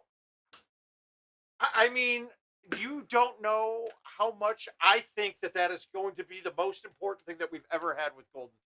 I think the PGA part is going to be the biggest thing we've ever seen. And with that, having IT becoming licensed in other countries to do business as a gaming entity is going to be so big. Do you know how much I'm dying to go overseas and start trying to promote Golden Tee? I'm ready. I'm ready to go. I've got my bags are all packed. I got places, I got locations all ready to go. I'm ready, dude. I'm ready. I'm ready to dick down into that. Oh, then get back Australia and South Africa, and then really go through all of Europe, man. They love golf over there. They love it. I am so excited about that and the history where I think now we're gonna get to where tournaments have $100,000 in them, or eventually have where it's not just world championships that has a big pot. I see it coming. I'm glad everybody's still involved, and I'm super stoked about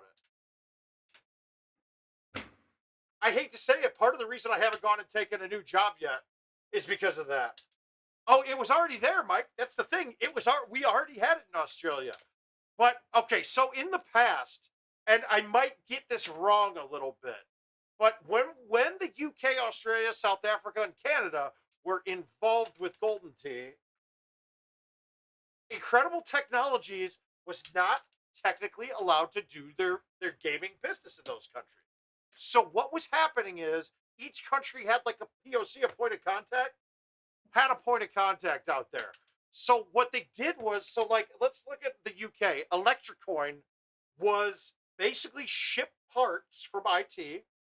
The machines were put together by them, and then they were basically leasing time on IT now.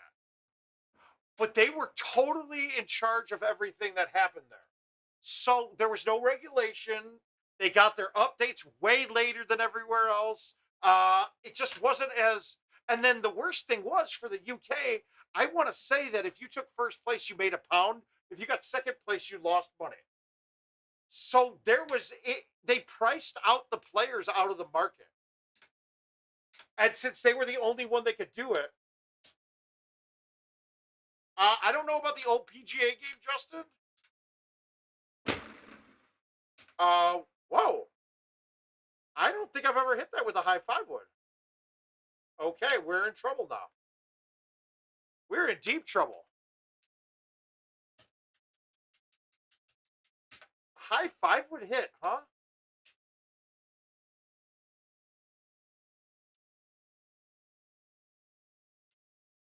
Yeah, this is going to be a lot of strokes.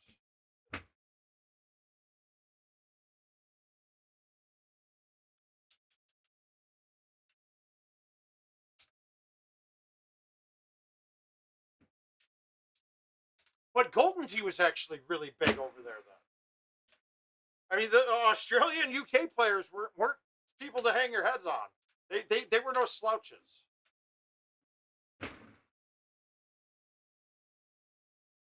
And I know somebody like Don would be a better person to use for it. But when Don went to Canada and took over the IT part of it, that was Canadian. That wasn't even like IT when he started over there, or something along those lines. I'm like I said, I might get some of it incorrect, but now they're going through the regulatory processes. Well, Mike, trust me when I say, definitely being discussed. Obviously, I don't think the first couple years iterations are going to matter because what's the point right now to do that? Play mechanics. Uh, yeah, play mechanics was the other one. But once again, they also priced all their players out of the market. Then they were so behind the curve because there was no, they didn't get their updates in time. So they would be behind the curve.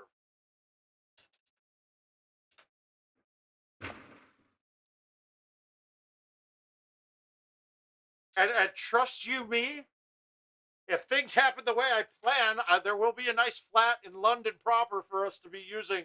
Anybody that needs to go over there and hang out, it will be the storage area for any machines or equipment if we are able to have it happen. But it will be available.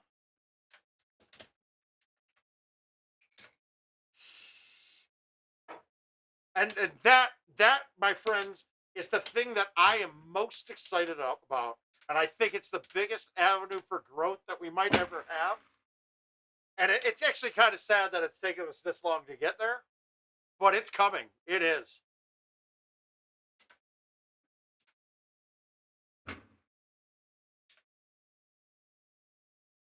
Oh, the double eagle. Yeah, he did it. It's very moist. I think Richard's excited too.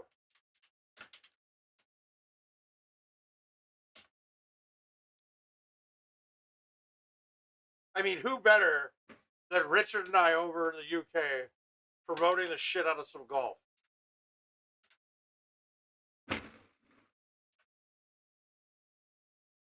We're going to have new best friends all over the world.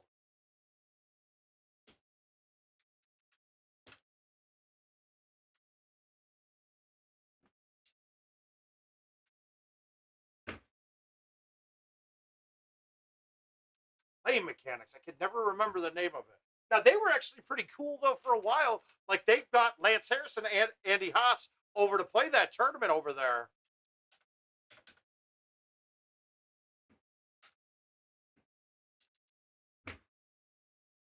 But, I mean, it would be nice to have world championships again where it is world championship.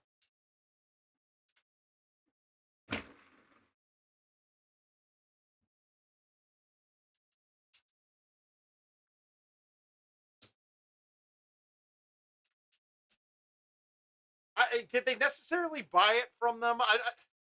I thought because for years IT still ran the tournament structure for Buck Hunter. I don't know the backstory on all that either. So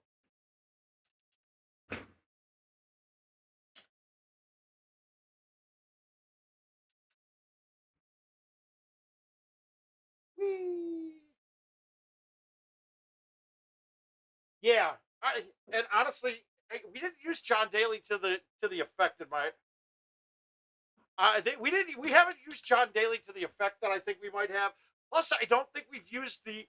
I mean, IT gives out a ton of free machines to favorite people and to famous people, and we don't hear about them. So I hope to God that the marketing aspect of it gets bigger. I know Richard and I've had some opportunities.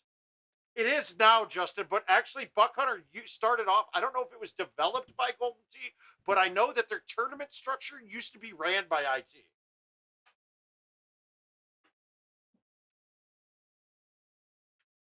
But I know that we've had some opportunities in the recent past to get involved with a few people that it could be some very good viewpoints, some very good views, and a very good reach.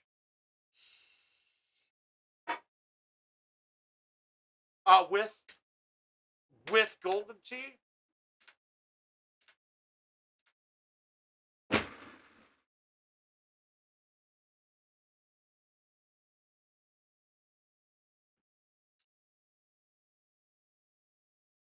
I mean, we had some of the Golden Tee players were insanely good at that. Yeah. Well, this is gonna take a bomb.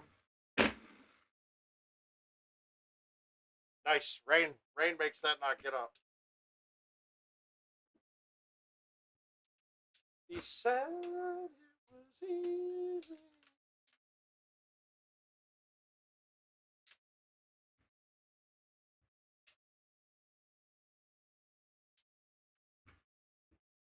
I take it back to the start.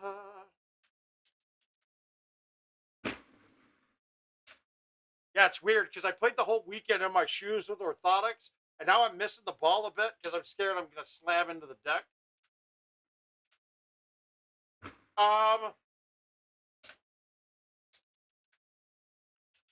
Is there talk of worlds yet?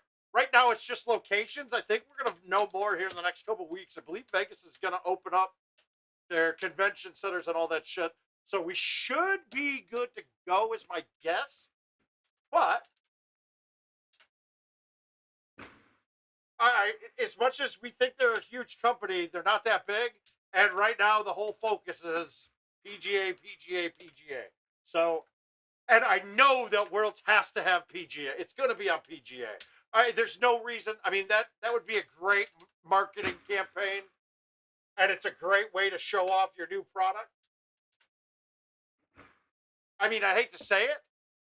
If they do another AMOA, that's when we brought Worlds back in 2016, that would have been a perfect type venue for releasing Worlds again.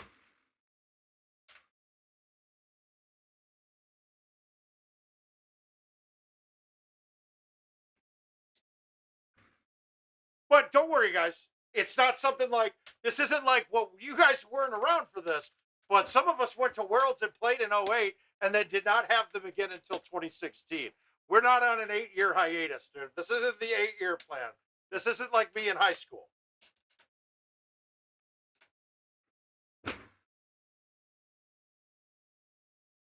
Oh, that would have been nasty.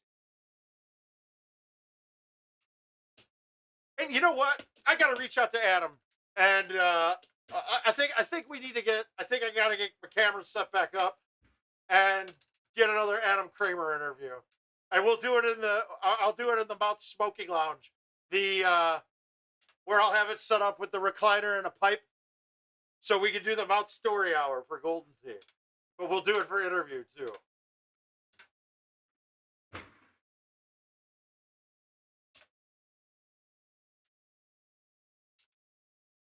Oh, cool.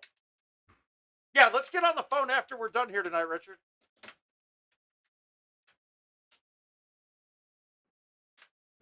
I gotta say too, for some reason, pounding down case after case of water for like the last since Sussex and not like drinking or doing anything, dude, I lost like 15 pounds. I felt like half the man I once was at the Florida Open this last weekend. I had people coming up to me going like, "What the fuck, dude? You're skinny." I'm like, "Ah, I did. What do you mean? Oh wow, what a dick, dude. God damn, dude. It's funny.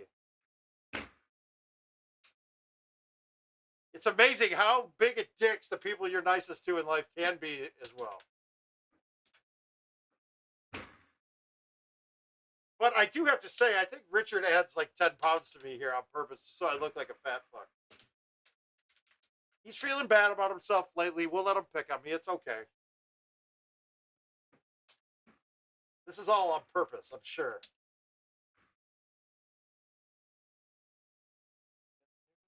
Oh! In reverie. Running free. Yeah. Oh, guys, like I said, Marshall, I got a plethora of them. I got messages from the wife. I totally didn't pick them up because I was expecting a bunch of shirts from Kags when we were down there. But the one I really wanted to wear Sunday was he didn't get a chance to make it. And the one he did make for me, the color scheme on it, I don't think would have popped on the cameras there as well. So, but yeah, so I went business professional this weekend. And you know what? It might have worked a little bit. But I got some good ones. I got some really good ones. So the next week of word of mouths are all fresh shirt. Fresh shirt word of mouth. I think this is from like the dude shirts or something like that. Fucking I can't remember which one of the Boyers posted a site, and I ended up with like 10 shirts, I think, from there.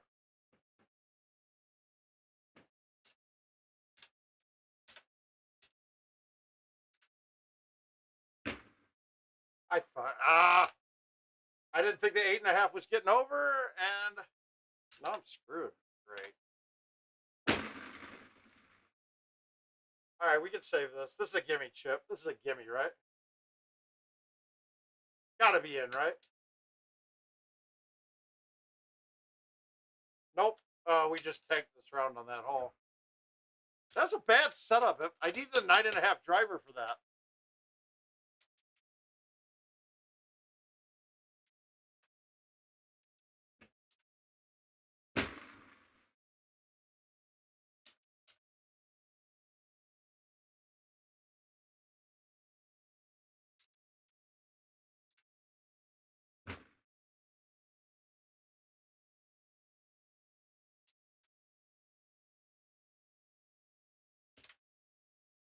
And I gotta say, this it's a comfortable ass T-shirt. I was impressed.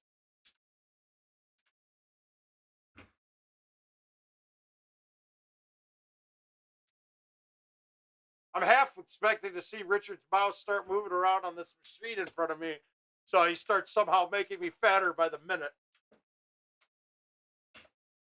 All right, 18.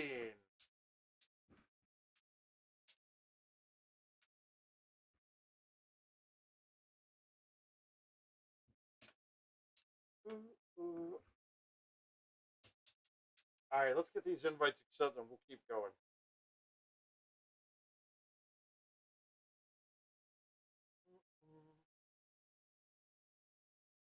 Come on, game.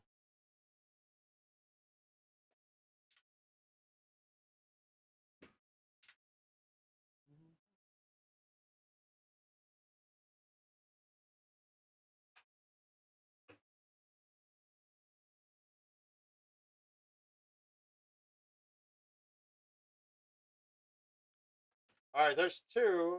We got more coming, though. Don't worry. We got a plethora of Leppy rockers coming up. What? Jackie's husband? He has. I'm impressed. I'm super impressed.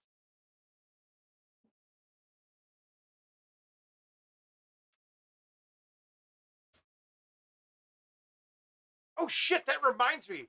I need to make Jason LaChavo. I don't know if anybody here was into Flight of the Conchords like I was, right?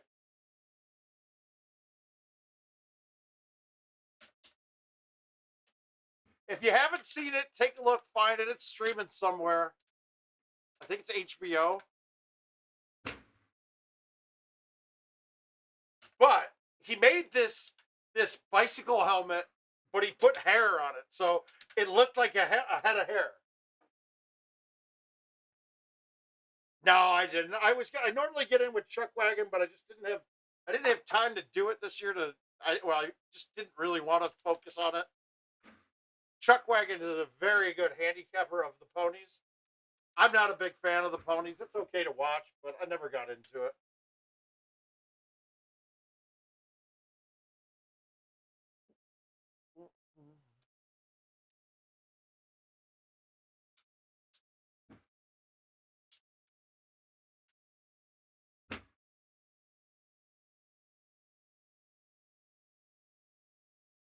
Hmm.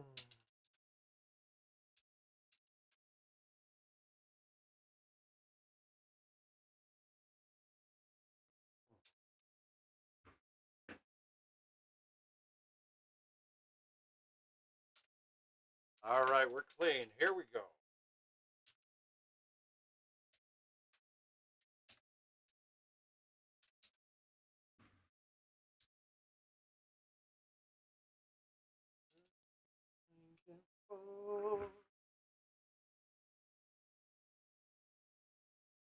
Oh, I gotta say, sometimes it's really nice not to play Golden Tee for a little bit, though. You know what I haven't heard, though? I don't think I've heard of anybody being sick from the event. And we'll see how I am Monday, because I'm getting my second shot tomorrow. So there's a chance I might feel like shit on Monday, but we'll see. We'll definitely give you guys a play-by-play if so. Or maybe if I'm feeling like shit, I'll jump in and come in and play on Sunday so you guys can all laugh at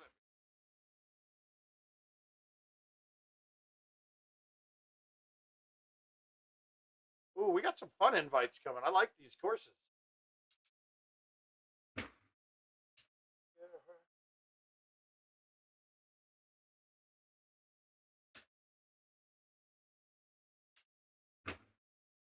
I mean, it seems like the overwhelming theory and theme for everybody in Golden Tee is like everybody gets most interested when people are in the most amount of pain or getting like it's the most like you get the most interest with the drama.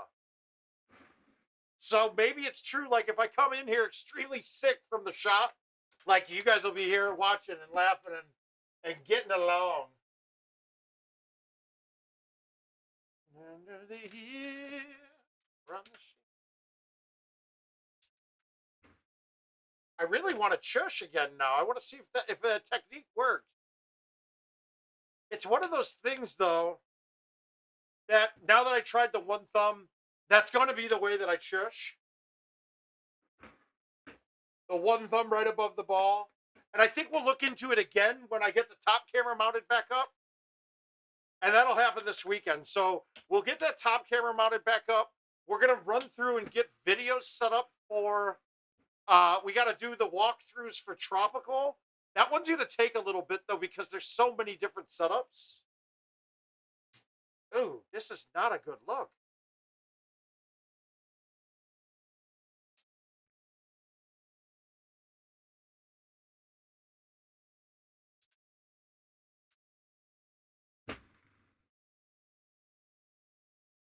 Okay, I love that shot. That was good.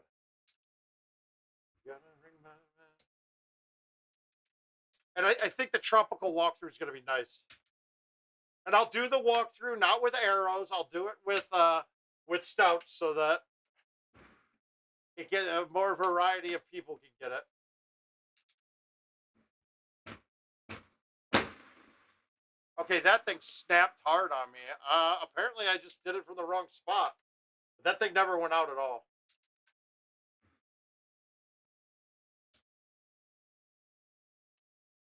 Shit.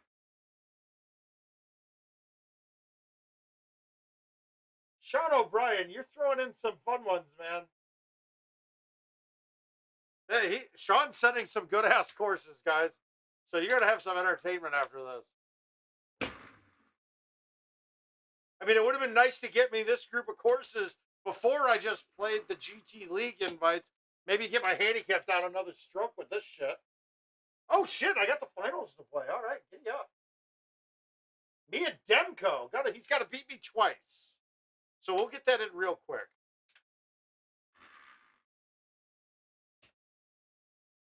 So that's going to be our next game, and then we'll start going through. Oh, Matt Barron's too. You got some fun ones. All right, we got some good games. And you know what? I think I'll play this next game. He's got one for Tropical here, where I'm going to play the Tropical invite, and I'll play with Stouts too, and that way I get a chance at the Chush again. Actually, we might get a chance at a Chush right here.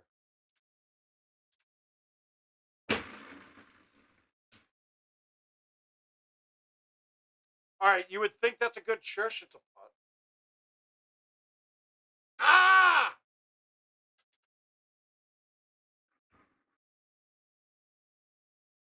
Oh shit, dude, we got a bunch of invites to do. All right, good, good, good.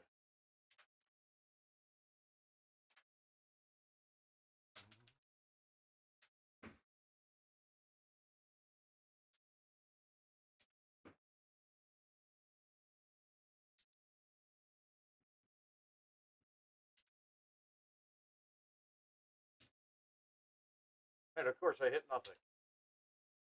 Still no turning.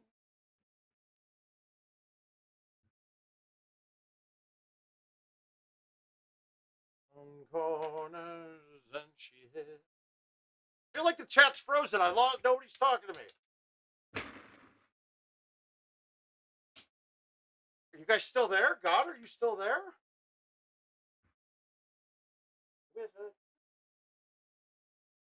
I mean, the chat's as good for you guys as it is for me. I need stuff to read and talk about.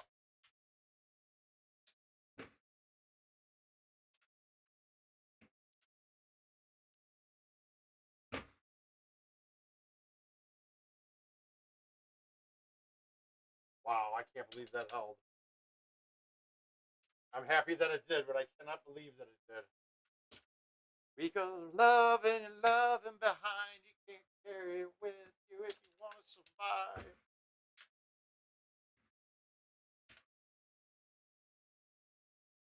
Oh! I say,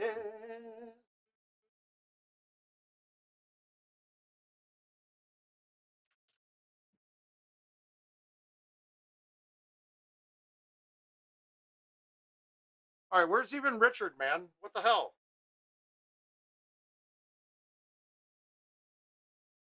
At least I can have a one-on-one talk with him. I'm getting lonely, guys. I'm getting sad.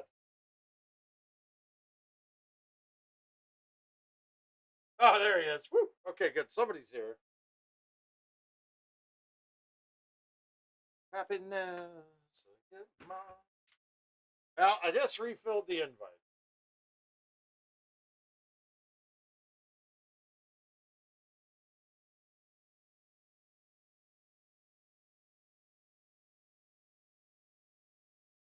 Who should have known better?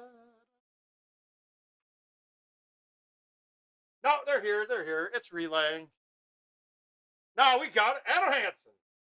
Wait a minute. What the hell? Aaron Chinch. All right, we got a lot now. We got a lot of games to play.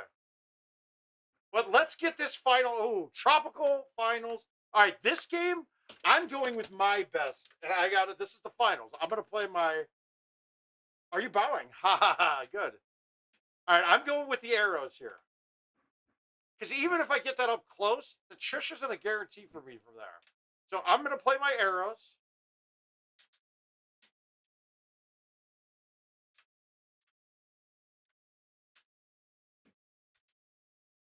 Oh, yeah.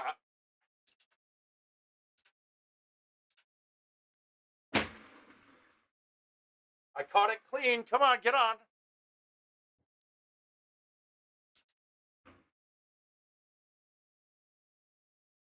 Oh, my God. I thought that missed. Jesus. Well, how you doing, Aaron? Nice to see you. All right, so we went with those here. So now we got.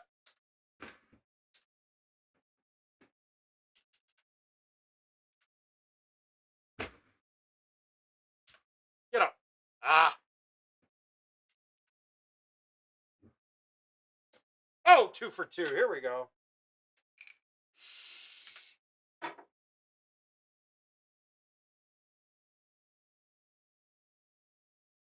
Okay, now I got to make sure to thumb this only, or else I'm going to fly the screen. I always forget.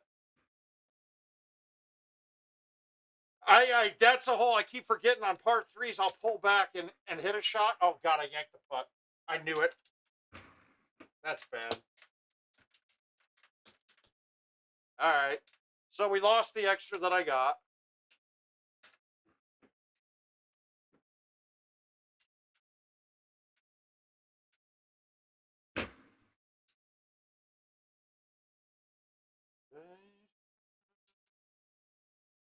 A man when you push it around,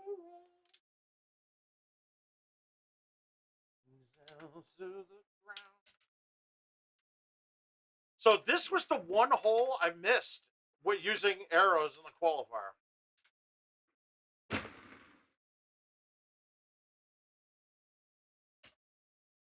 And it was just because I didn't get a good reading on hitting it out. I hit it out directionally and it just didn't read it.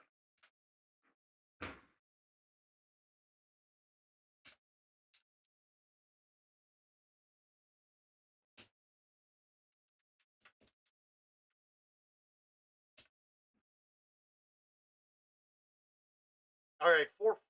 Nope. Ah, that's close. I'm just still a little bit too far back. That friend. I go Monday, Wednesday, Friday, 8 p.m.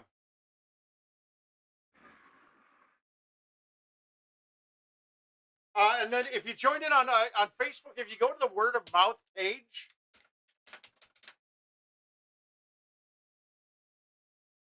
I generally will post there every morning before the morning I'm going on, or if something's up and I'm not going to be able to go on that day, I'll let you guys know there too. But Monday, Wednesday, Friday, 8 p.m. Central Time. Start then. Okay, see, now I'm totally screwed. This box screwed. This setup is the worst I could have asked for arrows.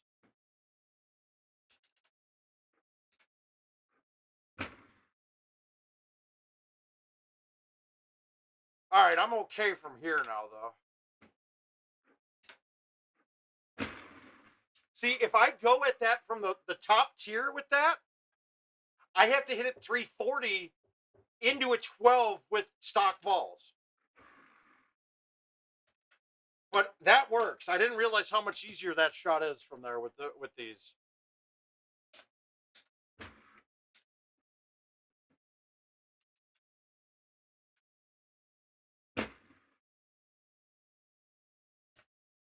This doesn't hurt. Now, see, it's like a hole like that. I like having these better than stouts because I have a 10.5 there. The trees aren't even in my purview at all. This hole sucks with arrows, by the way.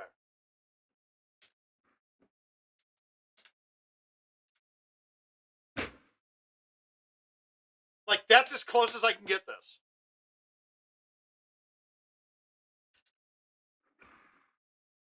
I'm happy with the eagle there. Good. Pieces of me and some piece of mine.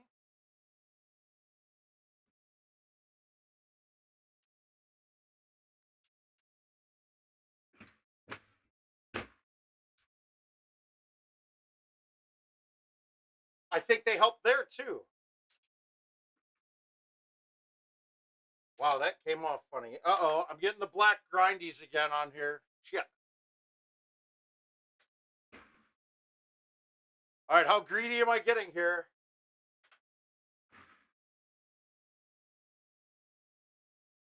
Fine.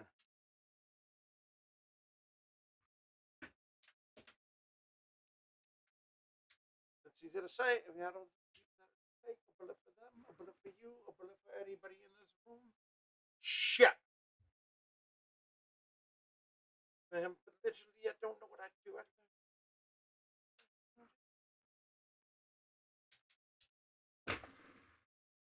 Oh, that's so bad. That thing red. Wait a minute. Why did that shoot right that far with that little aim right off the box? That was kind of fucking weird. I thought when I looked at that, that looked like I hit it out to the sea, and that ball was only a click to the right.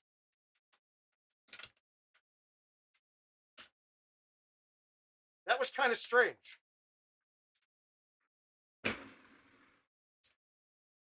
But that hole could be a bitch too. I should have just hit a 9 wood. I should have just hit a 9.5 and played it.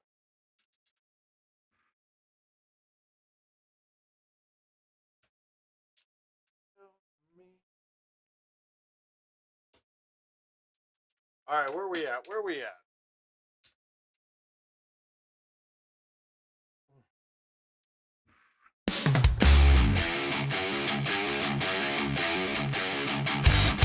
I don't know. Was that just me or did that look kind of weird? That ball took off way right.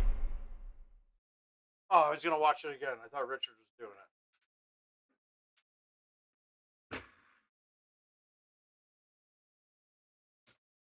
Okay, that's a big save right there. I got you. Take it. Yeah, don't worry. You got the second move, the first shot.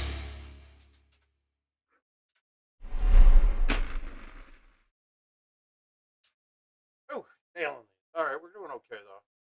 Even with that, I'm in a good spot.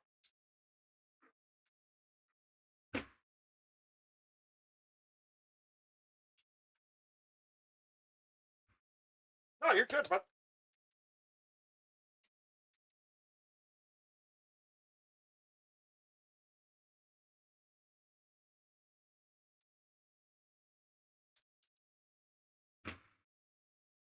Come on, win.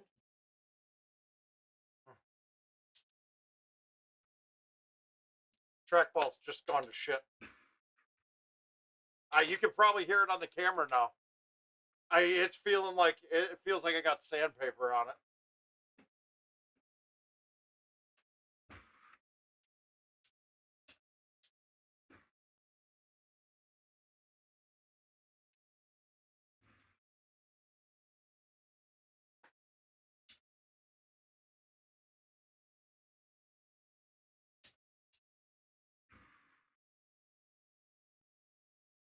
Ooh, this thing good.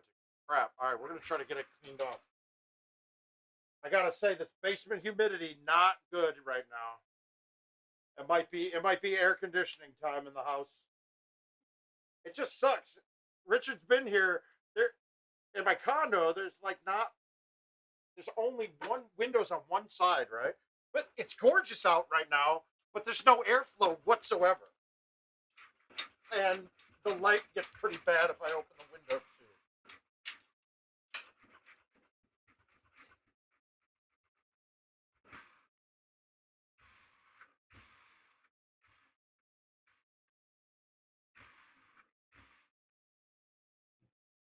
Let's see if we can get some airflow.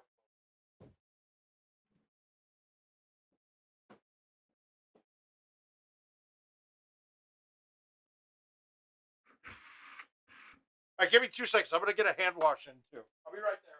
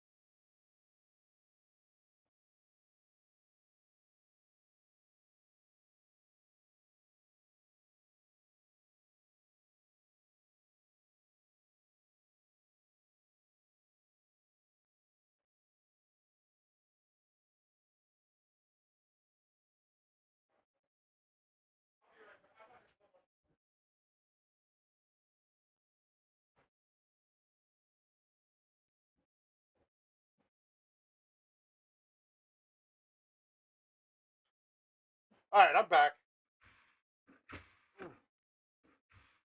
God, that doesn't feel good at all. I think I lost that missing those putts at the end. Yeah, I think I might just have to bite the bullet and put the air conditioning on, even though it's like 70 degrees out. Humidity not bad either. It just feels like crap all of a sudden. All right, let's see what we got here. Send through my blood. I don't want to play those. Don't want to play that. Yeah, you know what? Let's try playing this we're gonna play stouts this game, and we'll see if I can shush on one. All right. Whoops.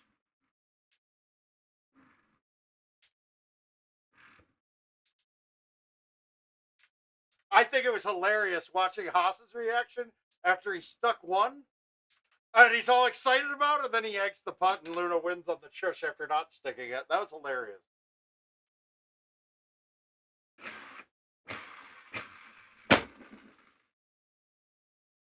Holy shit, a 158.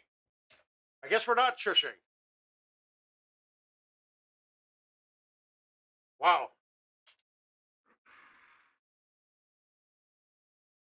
All right. So, we're on. We got one.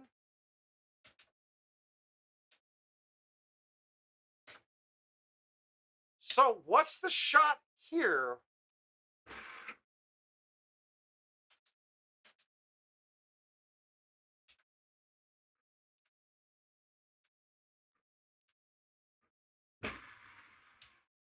Probably something like that. Okay.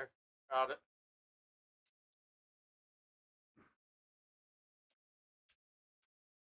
Yeah, that's a rarity to be on hole one with stouts. What? Did we just win? Are you kidding? Shit, I got the draft on.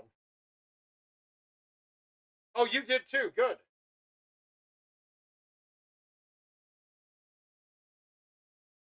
Yeah, you too, Brian. I didn't get to see as much as I'd hoped. Oh, when you got them, you can put it on the board. I thought the Sox came back and won, but we still lost.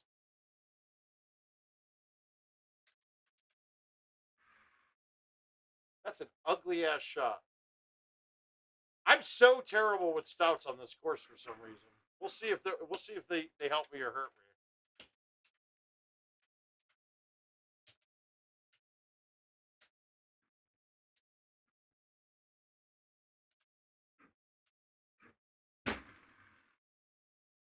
Get in the hole. Say something. You guys can hear my trackball now, can't you? It's pretty terrible. It sounds like crap, and it's playing just as bad as it sounds.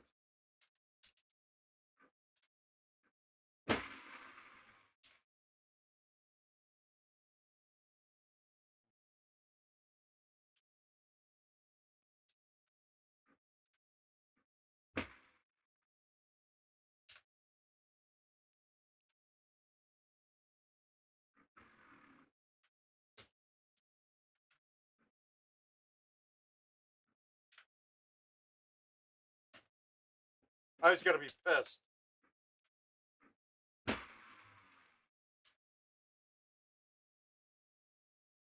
Ah, good man.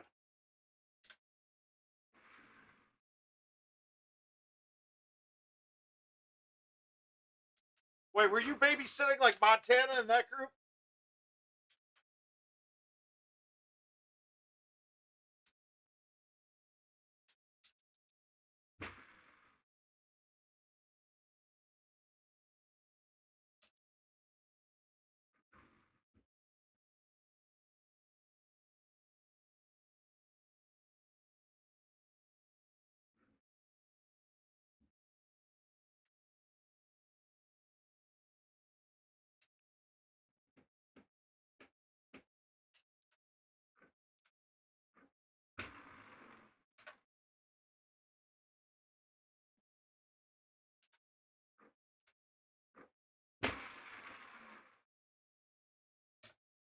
Ah!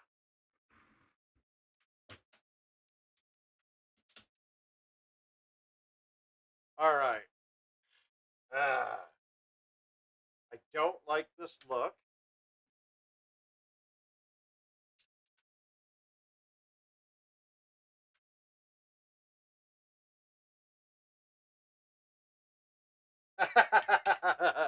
Okay, good, good, good. Just checking, Mike.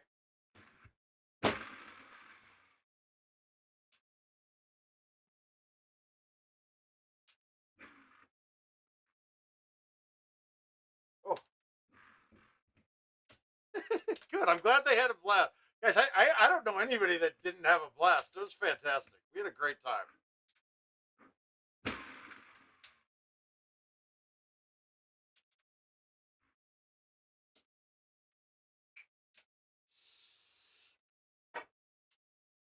Okay, so I can probably make this shot work with stouts. But 7, God, that's a big turn still. Okay, if I go from here, I can probably get it.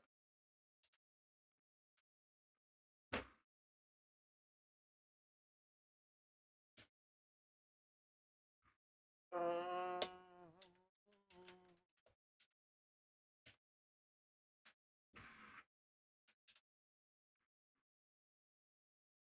Rip, hillbilly. Ah.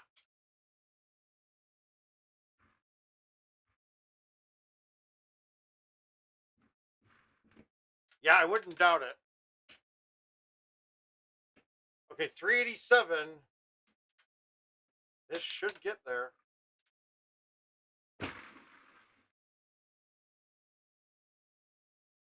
Just for the faces.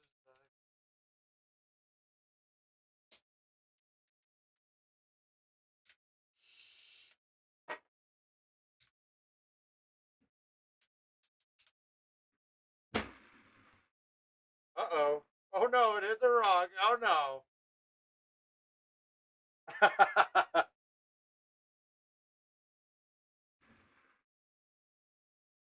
Now I know I personally tried to help out Montana with that. I tried to make sure he ate. Somebody.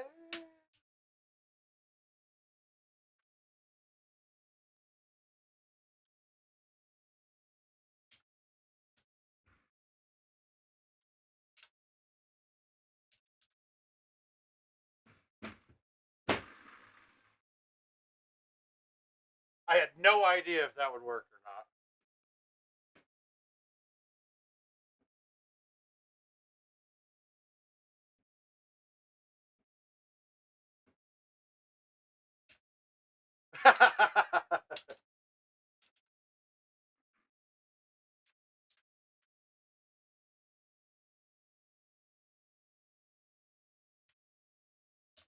I know exactly how that is. I was with Cags after Sunday night, and I couldn't wake anybody up at my Airbnb, and I had no idea what the address was. So I ended up having to get a room at the Flamingo Water Park. And then I finally got a hold of them in the morning. Couldn't get an Uber back, dude. I had to make Josh and Kristen and Derek like drive my bags over from the Uber. And I don't know. I hope they didn't miss their flight. It didn't sound like they did, or else I would have gotten yelled at, I think.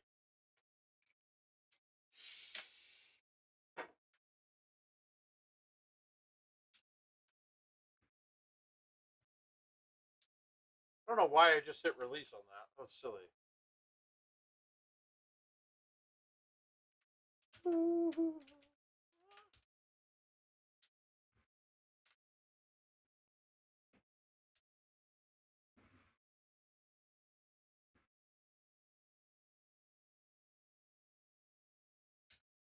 All right. I don't mind stouts if I can get one.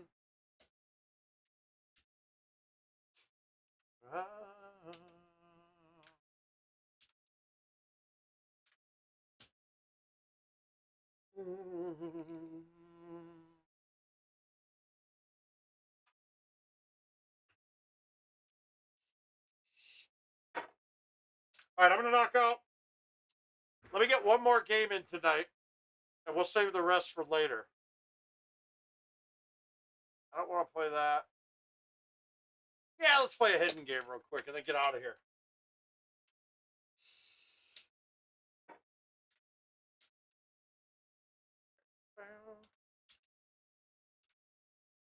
I think hidden might be my favorite course this year.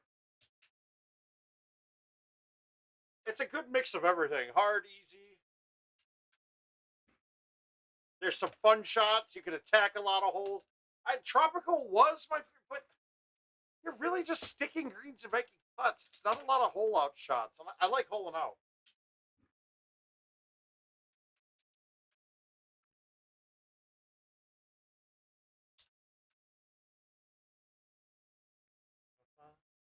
Level. Good night.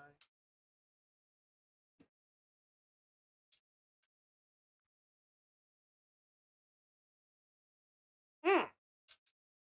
That is how we do that. I mean, it's not that hard, but there's still a lot of risk to reward shot.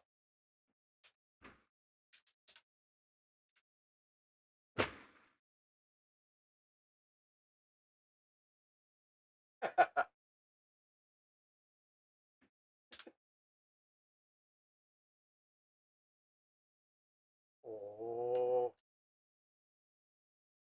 All right, ball's starting to clean up a bit.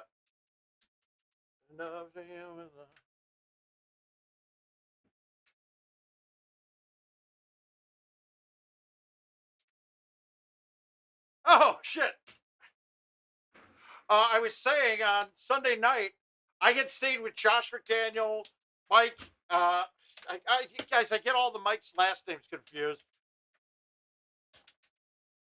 Josh McDaniel, Derek Montgomery, and Josh's wife. But they left early on Sunday night to go back to the Airbnb, and I stayed and hung out. Well, by the time I decided it was time to go home, I had no idea what the address of the Airbnb was. Oh, that's fine, Patrick. It's all right, bud. I'm just kidding. All right, now I'm remembering.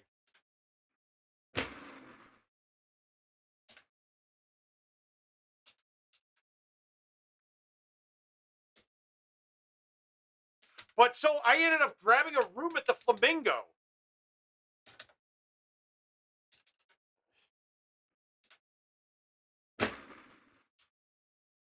Like late night Sunday and slept until 1.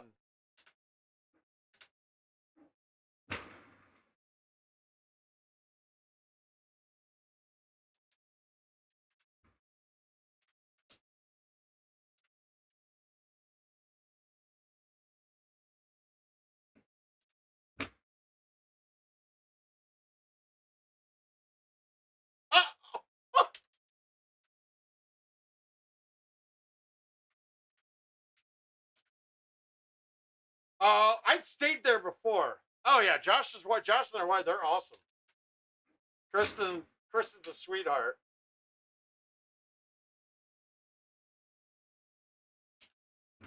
Ah, I whiffed the ball. God damn it. Be a putt. I don't want a chip. Nope, it's a chip. Yeah, those short chips are my worst thing ever. Terrible.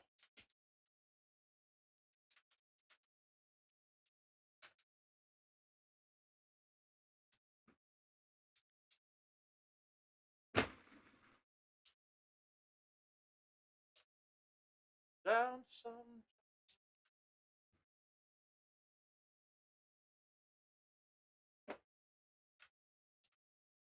We're on the double eagle train. No, they wouldn't come.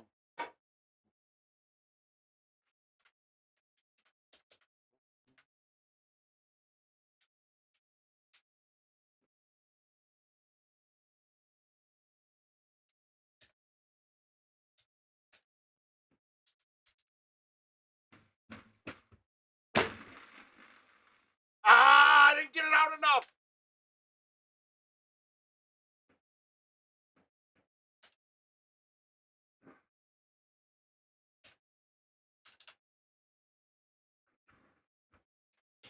Rebound goes down.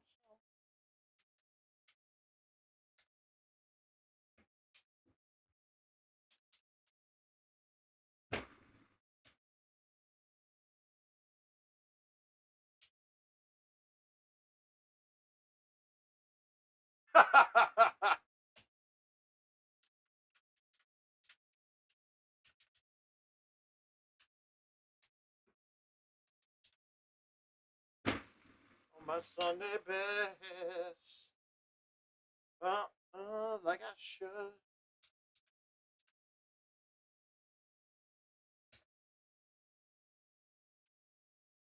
Never stressed. Get the sunshine. Oh yeah, you did. Yeah, there were a lot of them there, right? All right, we're gonna bounce this off the path and try to make it.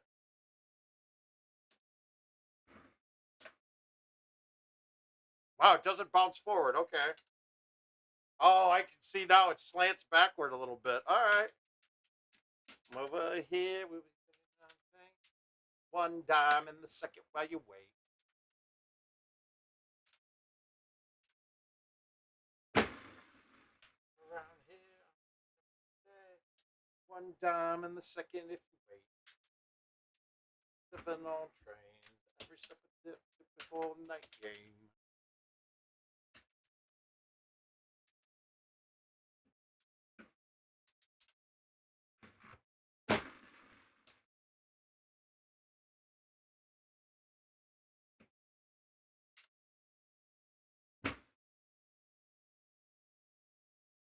Oh.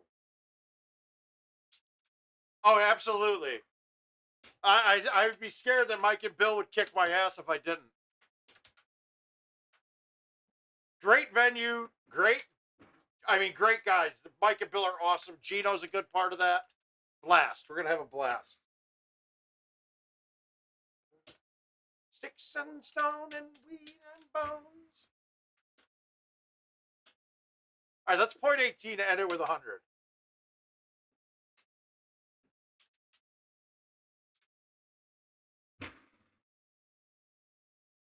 Nope. Damn it. All right, kiddos. We're gonna call it a night. Got a good couple and a half hours in tonight. It's been a pleasure having you all.